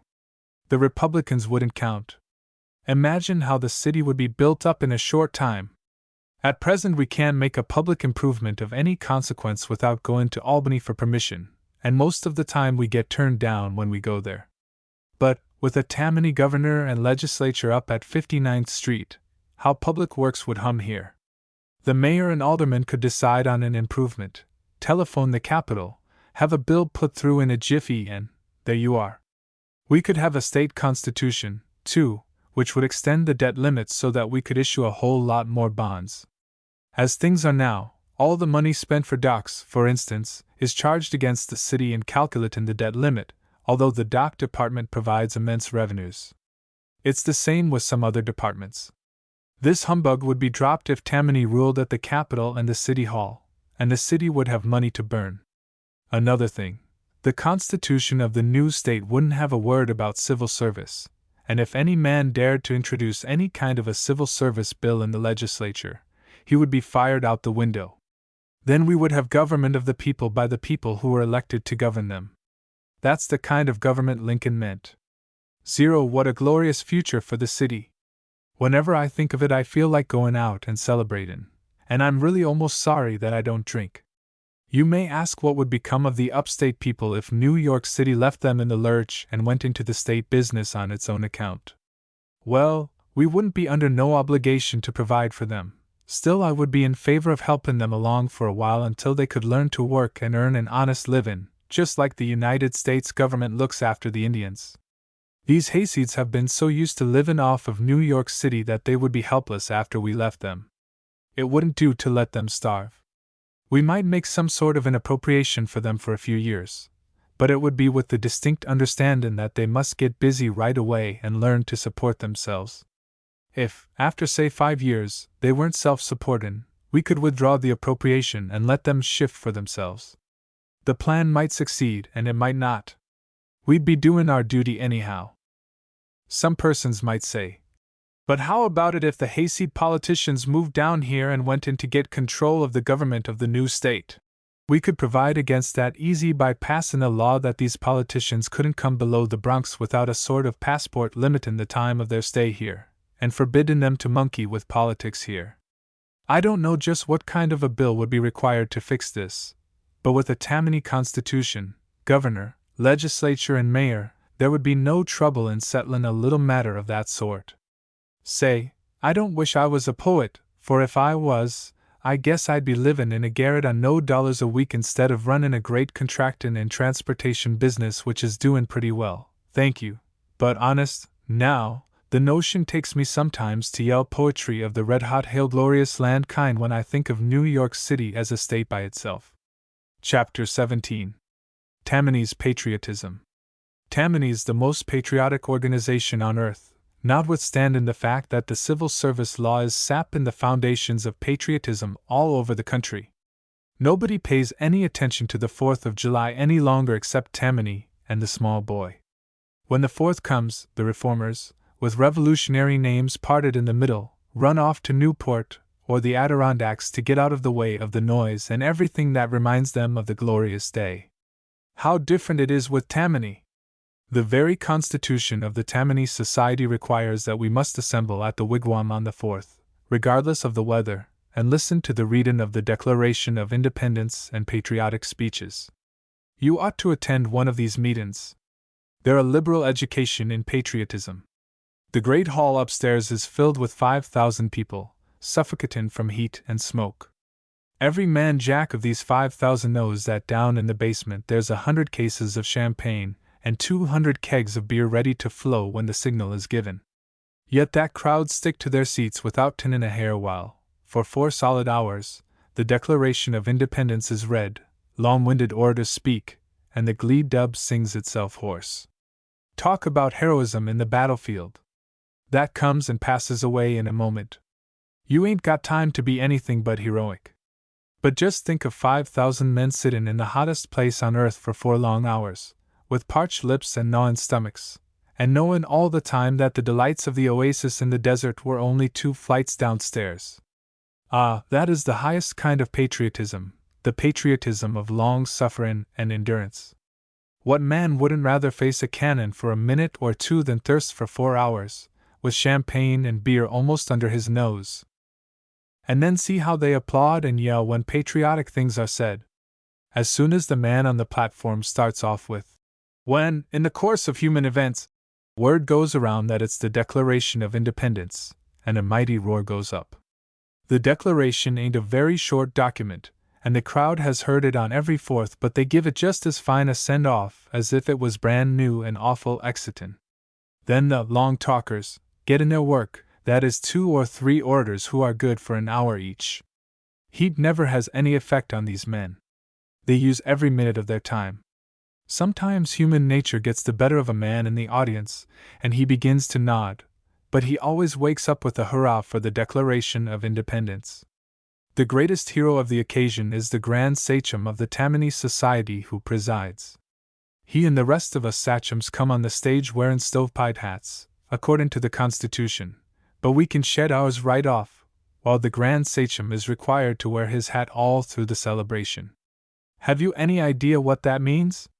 4 hours under a big silk hat in a hall where the heat registers 110 and the smoke 250. And the Grand Sachem is expected to look pleasant all the time and say nice things when introducing the speakers. Often his hand goes to his hat, unconscious-like, then he catches himself up in time and looks around like a man who is in the 10th story of a burning building seeking a way to escape. I believe that 4th of July silk had shortened the life of one of our Grand Sachems, the late Supreme Court Justice Smith, and I know that one of our sachems refused the office of Grand Sachem because he couldn't get up sufficient patriotism to perform this 4-hour hat act. You see, there's degrees of patriotism just as there's degrees in everything else. You don't hear of the Citizens Union people holding 4th of July celebrations under a 5-pound silk hat, or any other way, do you? The Cits take the 4th like a dog I had when I was a boy. That dog knew as much as some Cits, and he acted just like them about the glorious day. Exactly 48 hours before each 4th of July, the dog left our house on a run, and hid himself in the Bronx woods. The day after the 4th he turned up at home as regular as clockwork. He must have known what a dog is up against on the 4th. Anyhow, he kept out of the way. The name-parted in the middle aristocrats act in just the same way. They don't want to be annoyed with firecrackers and the Declaration of Independence, and when they see the 4th come they hustle off to the woods like my dog. Tammany don't only show its patriotism at 4th of July celebrations. It's always on deck when the country needs its services. After the Spanish-American War broke out, John J. Scannell, the Tammany leader of the 25th District, wrote to Governor Black offering to raise a Tammany regiment to go to the front. If you want proof, go to Tammany Hall and see the beautiful set of engrossed resolutions about this regiment. It's true that the governor didn't accept the offer, but it showed Tammany's patriotism. Some enemies of the organization have said that the offer to raise the regiment was made after the governor let it be known that no more volunteers were wanted, but that's the talk of envious slanderers. Now, a word about Tammany's love for the American flag. Did you ever see Tammany Hall decorated for a celebration? It's just a mass of flags. They even take down the window shades and put flags in place of them. There's flags everywhere except on the floors. We don't care for expense where the American flag is concerned, especially after we have won an election. In 1904 we originated the custom of giving a small flag to each man as he entered Tammany Hall for the 4th of July celebration. It took like wildfire. The men waved their flags whenever they cheered, and the sight made me feel so patriotic that I forgot all about civil service for a while. And the good work of the flags didn't stop there. The men carried them home and gave them to the children, and the kids got patriotic, too. Of course, it all cost a pretty penny, but what of that? We had won at the polls the precedent November, had the offices, and could afford to make an extra investment in patriotism. Chapter 18. On the use of money in politics. The civil service gang is always howlin' about candidates and office holders puttin' up money for campaigns and about corporations chippin' in. They might as well howl about giving contributions to churches. A political organization has to have money for its business as well as a church, and who has more right to put up than the men who get the good things that are goin'? Take, for instance, a great political concern like Tammany Hall. It does missionary work like a church, it's got big expenses, and it's got to be supported by the faithful. If a corporation sends in a check to help the good work of the Tammany Society, why shouldn't we take it like other missionary societies? Of course, the day may come when we'll reject the money of the rich as tainted, but it hadn't come when I left Tammany Hall at 11:25 a.m. today. Not long ago some newspapers had Fitz became the assemblyman from my district said he had put up $500 when he was nominated for the assembly last year. Every politician in town laughed at these papers. I don't think there was even a citizens' union man who didn't know that candidates of both parties have to chip in for campaign expenses. The sums they pay are according to their salaries and the length of their terms of office, if elected. Even candidates for the Supreme Court have to fall in line. A Supreme Court judge in New York County gets $17,500 a year, and he's expected, when nominated, to help along the good cause with a year's salary. Why not? He has 14 years on the bench ahead of him, and 10,000 other lawyers would be willing to put up twice as much to be in his shoes. Now, I ain't saying that we sell nominations. That's a different thing altogether. There's no auction and no regular bid-in. The man is picked out, and somehow he gets to understand what's expected of him in the way of a contribution, and he ponies up, all from gratitude to the organization that honored him. See? Let me tell you an instance that shows the difference between selling nominations and arranging them in the way I described. A few years ago, a Republican district leader controlled the nomination for Congress in his congressional district. 4 men wanted it. At first, the leader asked for bids privately, but decided at last that the best thing to do was to get the 4 men together in the back room of a certain saloon and have an open auction. When he had his men lined up, he got on a chair, told about the value of the goods for sale, and asked for bids in regular auctioneer style. The highest bidder got the nomination for $5,000. Now, that wasn't right at all. These things ought to be always fixed up nice and quiet. As to office holders, they would be ingrates if they didn't contribute to the organization that put them in office. They needn't be assessed. That would be against the law. But they know what's expected of them, and if they happen to forget, they can be reminded polite and courteous. Dan Donegan, who used to be the Wiskinkie of the Tammany Society, and received contributions from grateful office holders, had a pleasant way of reminding. If a man forgot his duty to the organization that made him, Dan would call on the man, smile as sweet as you please, and say, "You haven't been round at the hall lately, have you?" If the man tried to slide around the question, Dan would say, "It's gettin' awful cold." Then he would have a fit of shiverin' and walk away. What could be more polite and, at the same time, more to the point? No force, no threats, only a little shiverin' which any man is liable to even in summer. Just here, I want to charge one more crime to the infamous civil service law. It has made men turn ungrateful. A dozen years ago, when there wasn't much civil service business in the city government, and when the administration could turn out almost any man holding office, Dan's shiver took effect every time and there was no ingratitude in the city departments. But when the civil service law came in and all the clerks got lead pipe cinches on their jobs, ingratitude spread right away. Dan shivered and shook till his bones rattled, but many of the city employees only laughed at him. One day, I remember, he tackled a clerk in the Public Works Department, who used to give up pretty regular, and after the usual question, began to shiver. The clerk smiled. Dan shook till his hat fell off. The clerk took 10 cents out of his pocket, handed it to Dan, and said, "Poor man! Go and get a drink to warm yourself up." Wasn't that shameful? And yet, if it hadn't been for the civil service law, that clerk would be contributin' right along to this day. The civil service law don't cover everything, however. There's lots of good jobs outside its clutch, and the men that get them are grateful every time. I'm not speaking of Tammany Hall alone, remember.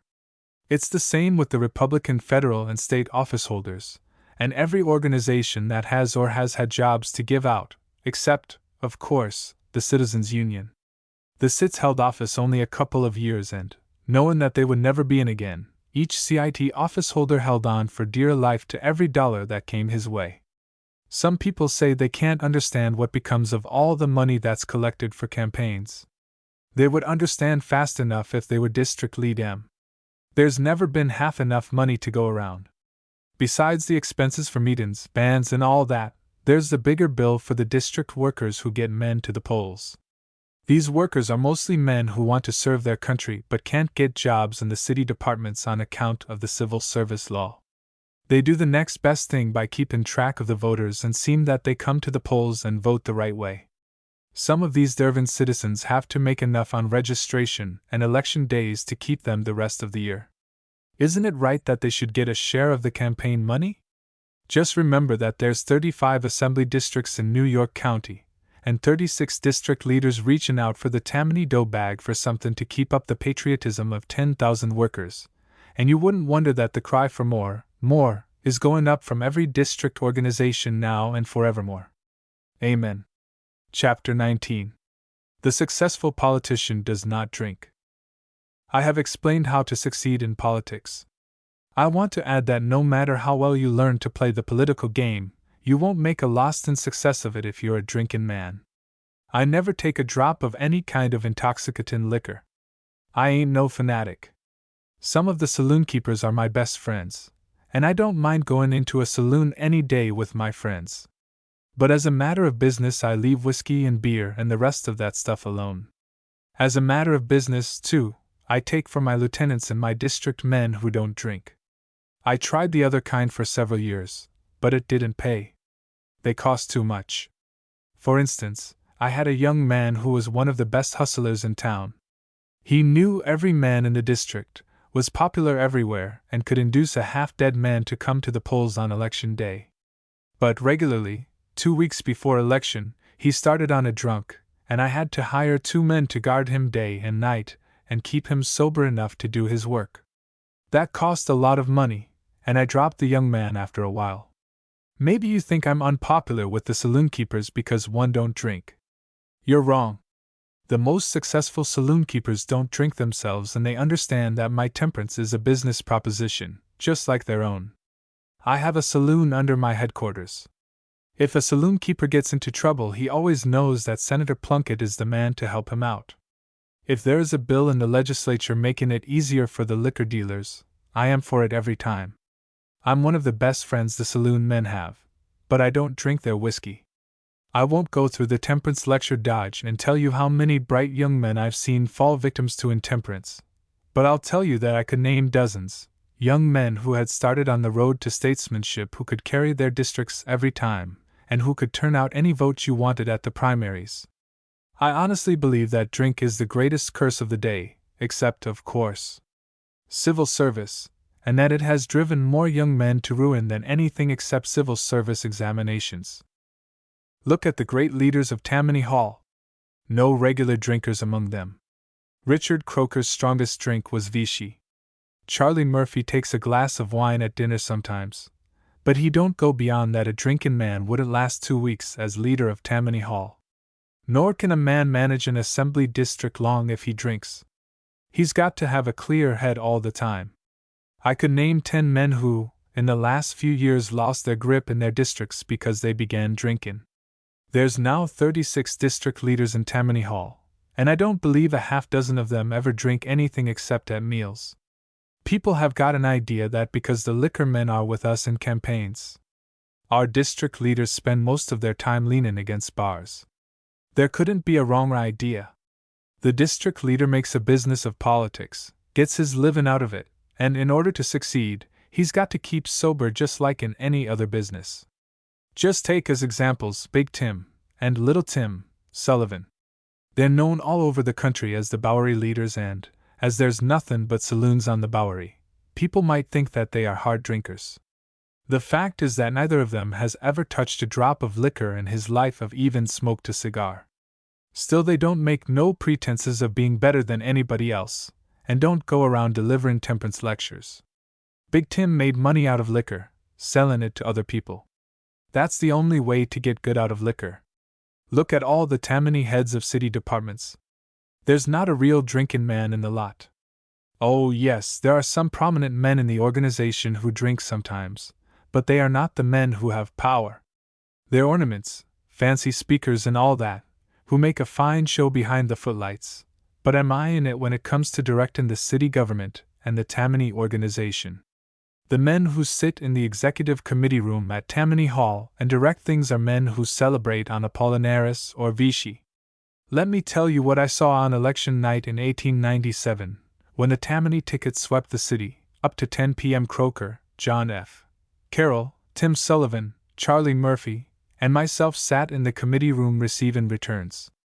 When nearly all the city was heard from and we saw that Van Wyck was elected by a big majority, I invited the crowd to go across the street for a little celebration.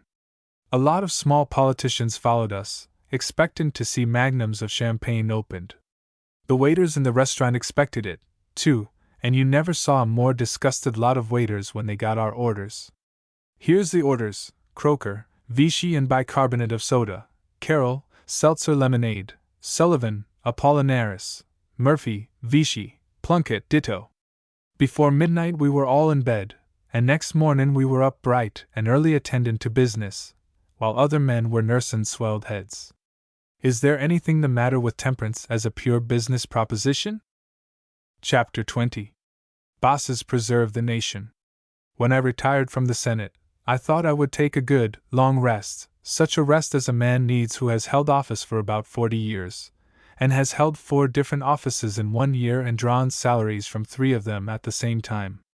Drawing so many salaries is rather fatiguing, you know, and, as I said, I started out for a rest. But when I seen how things were going in New York State, and how a great big black shadow hung over us, I said to myself, "No rest for you, George. Your work ain't done. Your country still needs you and you mustn't lay down yet." What was the great big black shadow? It was the primary election law, amended so as to knock out what are called the party bosses by letting in everybody at the primaries and giving control over them to state officials. Oh yes, that is a good way to do up the so-called bosses, but have you ever thought what would become of the country if the bosses were put out of business, and their places were taken by a lot of cart-tail orators and college graduates? It would mean chaos. It would be just like taking a lot of dry goods clerks and setting them to run express trains on the New York Central Railroad. It makes my heart bleed to think of it. Ignorant people are always talking against party bosses, but just wait till the bosses are gone. Then, and not until then will they get the right sort of epitaphs, as Patrick Henry or Robert Emmet said. Look at the bosses of Tammany Hall in the last 20 years. What magnificent men! To them New York City owes pretty much all it is today. John Kelly, Richard Croker, and Charles F. Murphy, what names in American history compares with them, except Washington and Lincoln? They built up the Grand Tammany Organization, and the organization built up New York. Suppose the city had to depend for the last 20 years on irresponsible concerns like the Citizens' Union, where would it be now? You can make a pretty good guess if you recall the strong and low administrations when there was no boss, and the heads of departments were at odds all the time with each other, and the mayor was at odds with the lot of them. They spent so much time in arguing and making grandstand play, that the interests of the city were forgotten. Another administration of that kind would put New York back a quarter of a century. Then see how beautiful a Tammany city government runs, with a so-called boss directing the whole shoot and match. The machinery moves so noiseless that you wouldn't think there was any. If there's any differences of opinion, the Tammany leader settles them quietly, and his orders go every time. How nice it is for the people to feel that they can get up in the morning without hem afraid of seeing in the papers that the Commissioner of Water Supply has sandbagged the dock commissioner, and that the mayor and heads of the departments have been taken to the police court as witnesses. That's no joke. I remember that, under Strong, some commissioners came very near sandbagging one another. Of course, the newspapers like the Reform administration. Why? Because these administrations, with their daily rows, furnish as racy news as prize fights or divorce cases. Tammany don't care to get in the papers. It goes right along attending to business quietly, and only wants to be let alone. That's one reason why the papers are against us. Some papers complain that the bosses get rich while devoting their lives to the interests of the city. What of it? If opportunities for turning an honest dollar comes their way, why shouldn't they take advantage of them, just as I have done? As I said in another talk, there is honest graft and dishonest graft. The bosses go in for the former. There is so much of it in this big town that they would be fools to go in for dishonest graft. Now, the primary election law threatens to do away with the boss and make the city government a menagerie. That's why I can't take the rest I counted on. I'm going to propose a bill for the next session of the legislature repealing this dangerous law, and leaving the primaries entirely to the organizations themselves, as they used to be. Then we'll return the good old times, when our district leaders could have nice comfortable primary elections at some place selected by themselves and let in only men that they approved of as good Democrats. Who is a better judge of the democracy of a man who offers his vote than the leader of the district? Who is better equipped to keep out undesirable voters? The men who put through the primary law are the same crowd that stand for the civil service blight, and they have the same objects in view: the destruction of governments by party, the downfall of the Constitution and hell generally. Chapter 21. Concerning Excise. Although I'm not a drinking man myself, I mourn with the poor liquor dealers of New York City, who are taxed and oppressed for the benefit of the farmers up the state. The Raines liquor law is infamous. It takes away nearly all the profits of the saloon-keepers, and then turns in a large part of the money to the state treasury to relieve the hayseeds from taxes. Ah, who knows how many honest, hard-working saloon-keepers have been driven to untimely graves by this law. I know personally of a half-dozen who committed suicide, because they couldn't pay the enormous license fee, and I have heard of many others. Every time there is an increase of the fee, there is an increase in the suicide record of the city. Now, some of these Republican hayseeds are talking about making the liquor tax $1,500, or even $2,000 a year. That would mean the suicide of half of the liquor dealers in the city. Just see how these poor fellows are oppressed all around. First, liquor is taxed in the hands of the manufacturer by the United States government. Second, the wholesale dealer pays a special tax to the government. Third, the retail dealer is specially taxed by the United States government. Fourth, the retail dealer has to pay a big tax to the state government. Now, liquor dealing is criminal, or it ain't. If it's criminal, the men engaged in it ought to be sent to prison. If it ain't criminal, they ought to be protected and encouraged to make all the profit they honestly can. If it's right to tax a saloon-keeper $1,000, it's right to put a heavy tax on dealers in other beverages, in milk, for instance, and make the dairymen pay up. But what a howl would be raised if a bill was introduced in Albany to compel the farmers to help support the state government. What would be said of a law that put a tax of, say, $60 on a grocer, $150 on a dry goods man, and $500 more if he includes the other goods that are kept in a country store? If the Raines law gave the money extorted from the saloon keepers to the city, there might be some excuse for the tax. We would get some benefit from it, but it gives a big part of the tax to local option localities where the people are always shouting that liquor dealin' is immoral. Ought these good people be subjected to the immoral influence of money taken from the saloon-tainted money? Out of respect for the tender consciences of these pious people, the Raines law ought to exempt them from all contamination from the plunder that comes from the saloon traffic. Say, mark that sarcastic. Some people who ain't used to fine sarcasm might think I meant it. The Raines people make a pretense that the high license fee promotes temperance. It's just the other way around. It makes more intemperance, and what is as bad, it makes a monopoly in dram shops. Soon the saloons will be in the hands of a vast trust and any stuff can be sold for whiskey or beer. It's gettin' that way already. Some of the poor liquor dealers in my district have been forced to sell wood alcohol for whiskey, and many deaths have followed. A half-dozen men died in a couple of days from this kind of whiskey which was forced down their throats by the high liquor tax. If they raise the tax higher, wood alcohol will be too costly, and I guess some dealers will have to get down to kerosene oil and add to the Rockefeller millions. The way the Raines law divides the different classes of licenses is also an outrage. The sumptuous hotel saloons, with $10,000 paintings and bric-a-brac and oriental splendors, gets off easier than a shanty on the rocks, by the water's edge in my district where boatmen drink their grog, and the only ornaments is a three-cornered mirror nailed to the wall, and a chromo of the fight between Tom Hyer and Yankee Sullivan. Besides, a premium is put on places that sell liquor not to be drunk on the premises, but to be taken home. Now, I want to declare that from my experience in New York City, I would rather see rum sold in the dram shops unlicensed, provided the rum is swallowed on the spot, than to encourage, by a low tax, bucket shops, from which the stuff is carried into the tenements at all hours of the day and night, and make drunkenness and debauchery among the women and children. A bucket shop in the tenement district means a cheap, so-called distillery, where raw spirits, poisonous colorin matter and water are sold for brandy and whiskey at 10 cents a quart, and carried away in buckets and pitchers.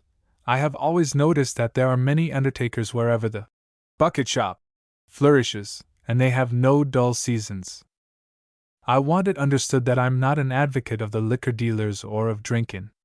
I think every man would be better off if he didn't take any intoxicating drink at all, but as men will drink, they ought to have good stuff without impoverishin' themselves by going to fancy places and without riskin' death by going to poor places. The state should look after their interests as well as the interests of those who drink nothin' stronger than milk.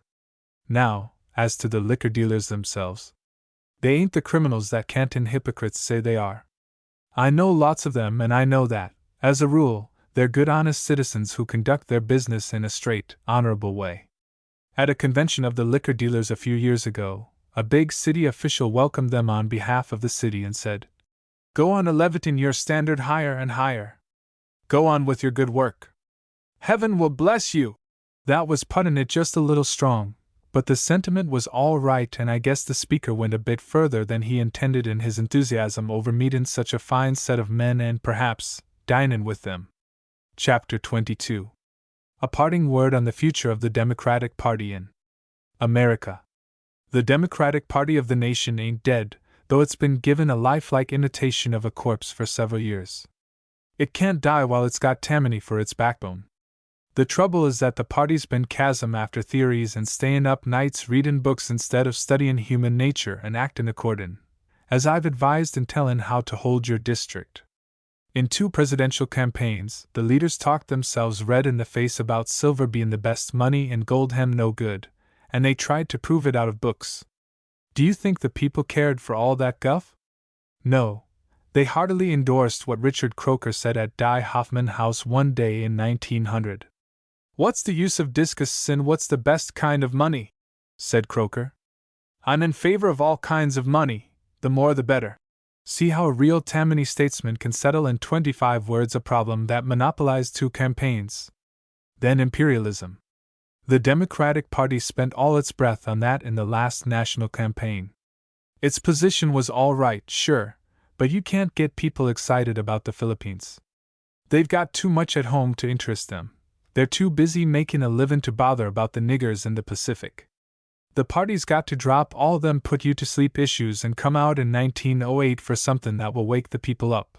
Something that will make it worthwhile to work for the party. There's just one issue that would set this country on fire. The Democratic Party should say in the first plank of its platform, "We hereby declare, in National Convention assembled, that the paramount issue now, always and forever, is the abolition of the iniquitous and villainous civil service laws which are destroying all patriotism, ruin in the country and taking away good jobs from them that earn them. We pledge ourselves, if our ticket is elected, to repeal those laws at once and put every civil service reformer in jail." Just imagine the wild enthusiasm of the party, if that plank was adapted, and the rush of Republicans to join us in restoring our country to what it was before this college professor's nightmare, called civil service reform, got hold of it. Of course, it would be all right to work in the platform some stuff about the tariff and sound money in the Philippines, as no platform seems to be complete without them, but they wouldn't count.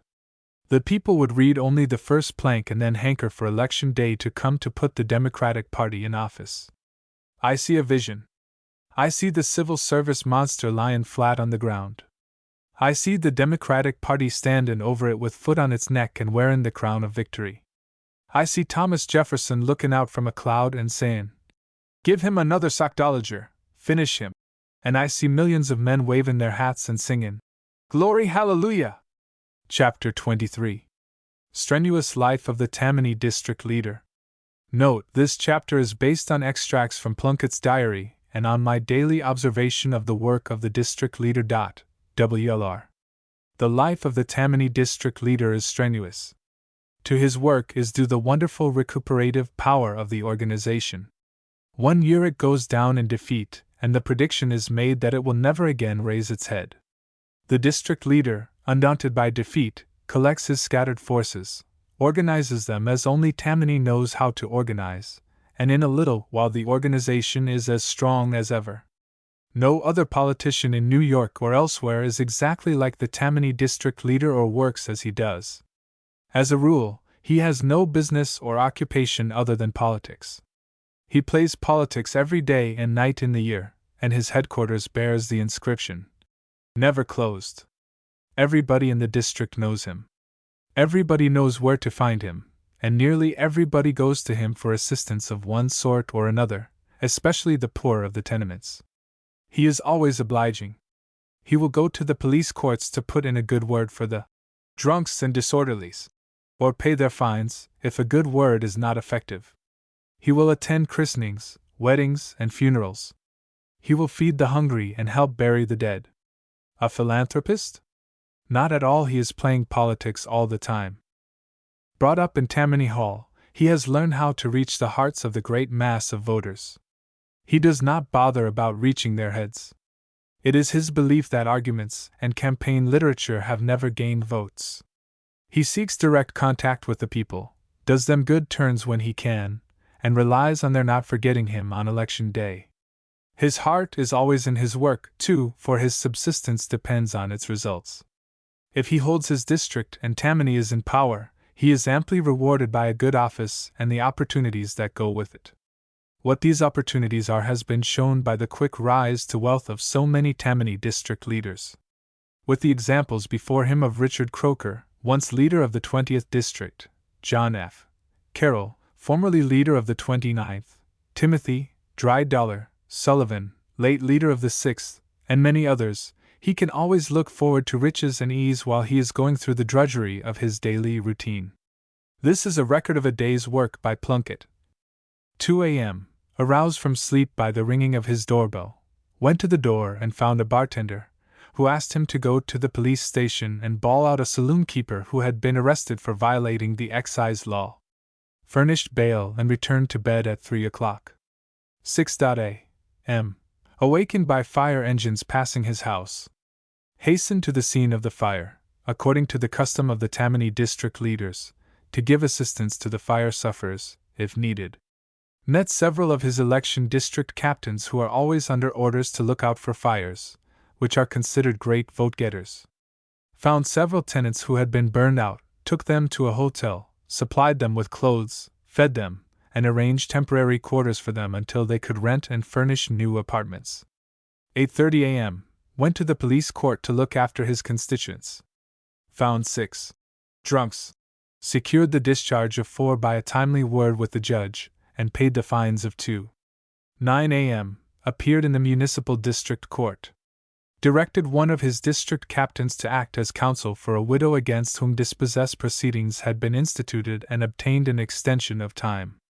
Paid the rent of a poor family about to be dispossessed, and gave them $1 for food. 11 a.m. At home again. Found 4 men waiting for him. One had been discharged by the Metropolitan Railway Company for neglect of duty, and wanted the district leader to fix things. Another wanted a job on the road. The third sought a place on the subway, and the fourth, a plumber, was looking for work with the Consolidated Gas Company. The district leader spent nearly 3 hours fixing things for the 4 men, and succeeded in each case. 3 p.m. Attended the funeral of an Italian as far as the ferry. Hurried back to make his appearance at the funeral of a Hebrew constituent. Went conspicuously to the front both in the Catholic Church and the synagogue, and later attended the Hebrew confirmation ceremonies in the synagogue. 7 p.m.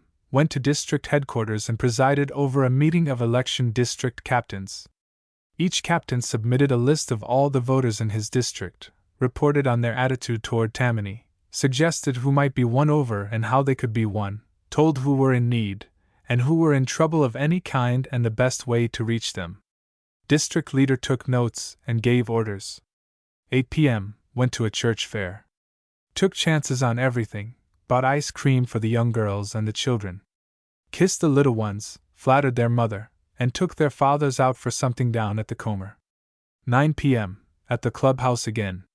Spent $10 on tickets for a church excursion and promised a subscription for a new church bell. Bought tickets for a baseball game to be played by 2 nines from his district. Listened to the complaints of a dozen pushcart peddlers who said they were persecuted by the police and assured them he would go to police headquarters in the morning and see about it. 10:30 p.m. Attended a Hebrew wedding reception and dance.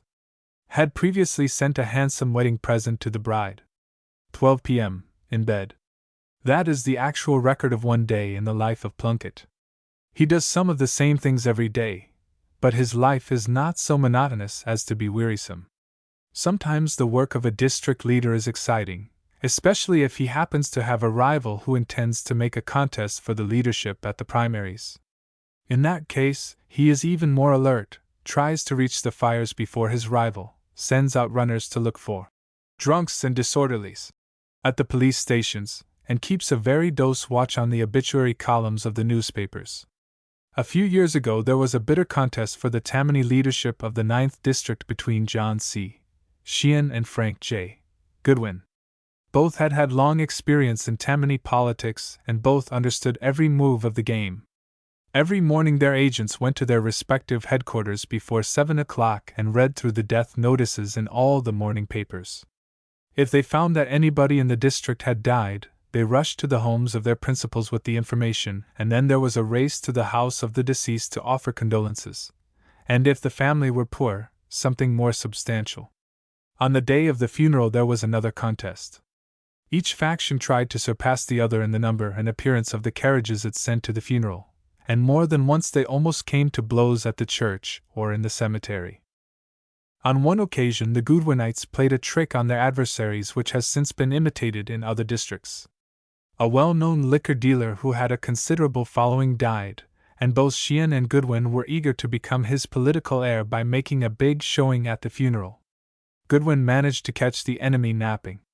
He went to all the livery stables in the district, hired all the carriages for the day, and gave orders to 200 of his men to be on hand as mourners. Sheehan had never had any trouble about getting all the carriages that he wanted, so he let the matter go until the night before the funeral. Then he found that he could not hire a carriage in the district. He called his district committee together in a hurry and explained the situation to them.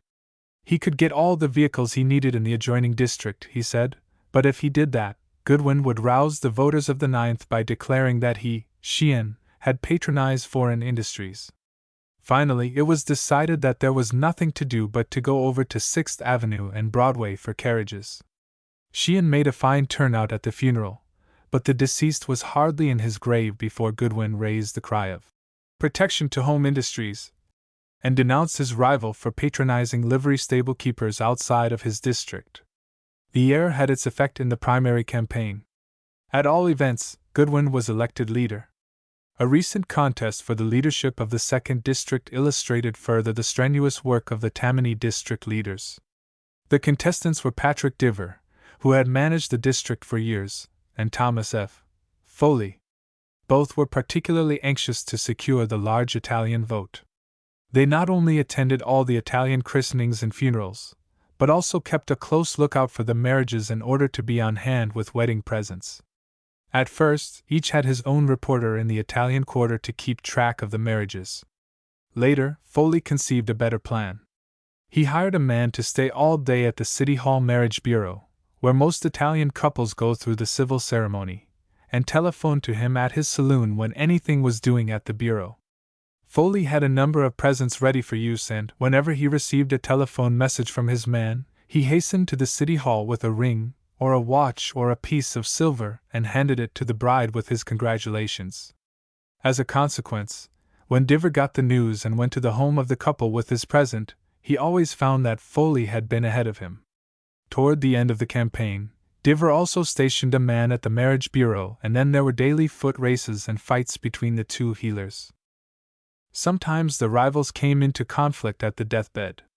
One night a poor Italian peddler died in Roosevelt Street. The news reached Diver and Foley about the same time, and as they knew the family of the man was destitute, each went to an undertaker and brought him to the Roosevelt Street tenement. The rivals and the undertakers met at the house and an altercation ensued. After much discussion, the Diver undertaker was selected. Foley had more carriages at the funeral, however, and he further impressed the Italian voters by paying the widow's rent for a month, and sending her half a ton of coal and a barrel of flour. The rivals were put on their mettle toward the end of the campaign by the wedding of a daughter of one of the original Cohens of the Baxter Street region. The Hebrew vote in the district is nearly as large as the Italian vote, and Diver and Foley set out to capture the Cohens and their friends. They stayed up nights thinking what they would give the bride. Neither knew how much the other was prepared to spend on a wedding present, or what form it would take, so spies were employed by both sides to keep watch on the jewelry stores, and the jewelers of the district were bribed by each side to impart the desired information. At last Foley heard that Diver had purchased a set of silver knives, forks and spoons. He at once bought a duplicate set and added a silver tea service. When the presents were displayed at the home of the bride, Diver was not in a pleasant mood and he charged his jeweler with treachery. It may be added that Foley won at the primaries. One of the fixed duties of a Tammany district leader is to give 2 outings every summer, one for the men of his district and the other for the women and children, and a beefsteak dinner and a ball every winter. The scene of the outings is, usually, one of the groves along the Sound. The ambition of the district leader on these occasions is to demonstrate that his men have broken all records in the matter of eating and drinking. He gives out the exact number of pounds of beef, poultry, butter, etc., that they have consumed and professes to know how many potatoes and ears of corn have been served. According to his figures, the average eating record of each man at the outing is about 10 pounds of beef, 2 or 3 chickens, a pound of butter, a half peck of potatoes, and 2 dozen ears of corn. The drinking records, as given out, are still more phenomenal. For some reason, not yet explained, the district leader thinks that his popularity will be greatly increased if he can show that his followers can eat and drink more than the followers of any other district leader. The same idea governs the beefsteak dinners in the winter. It matters not what sort of steak is served or how it is cooked. The district leader considers only the question of quantity, and when he excels all others in this particular, he feels, somehow, that he is a bigger man and deserves more patronage than his associates in the Tammany Executive Committee. As to the balls, they are the events of the winter in the extreme East Side and West Side society. Mamie and Maggie and Jenny prepare for them months in advance, and their young men save up for the occasion just as they save for the summer trips to Coney Island. The district leader is in his glory at the opening of the ball. He leads the cotillion with the prettiest woman present, his wife, if he has one, permitting, and spends almost the whole night shaking hands with his constituents. The ball costs him a pretty penny, but he has found that the investment pays. By these means the Tammany district leader reaches out into the homes of his district, keeps watch not only on the men, but also on the women and children, knows their needs, their likes and dislikes, their troubles and their hopes, and places himself in a position to use his knowledge for the benefit of his organization and himself. Is it any wonder that scandals do not permanently disable Tammany, and that it speedily recovers from what seems to be crushing defeat?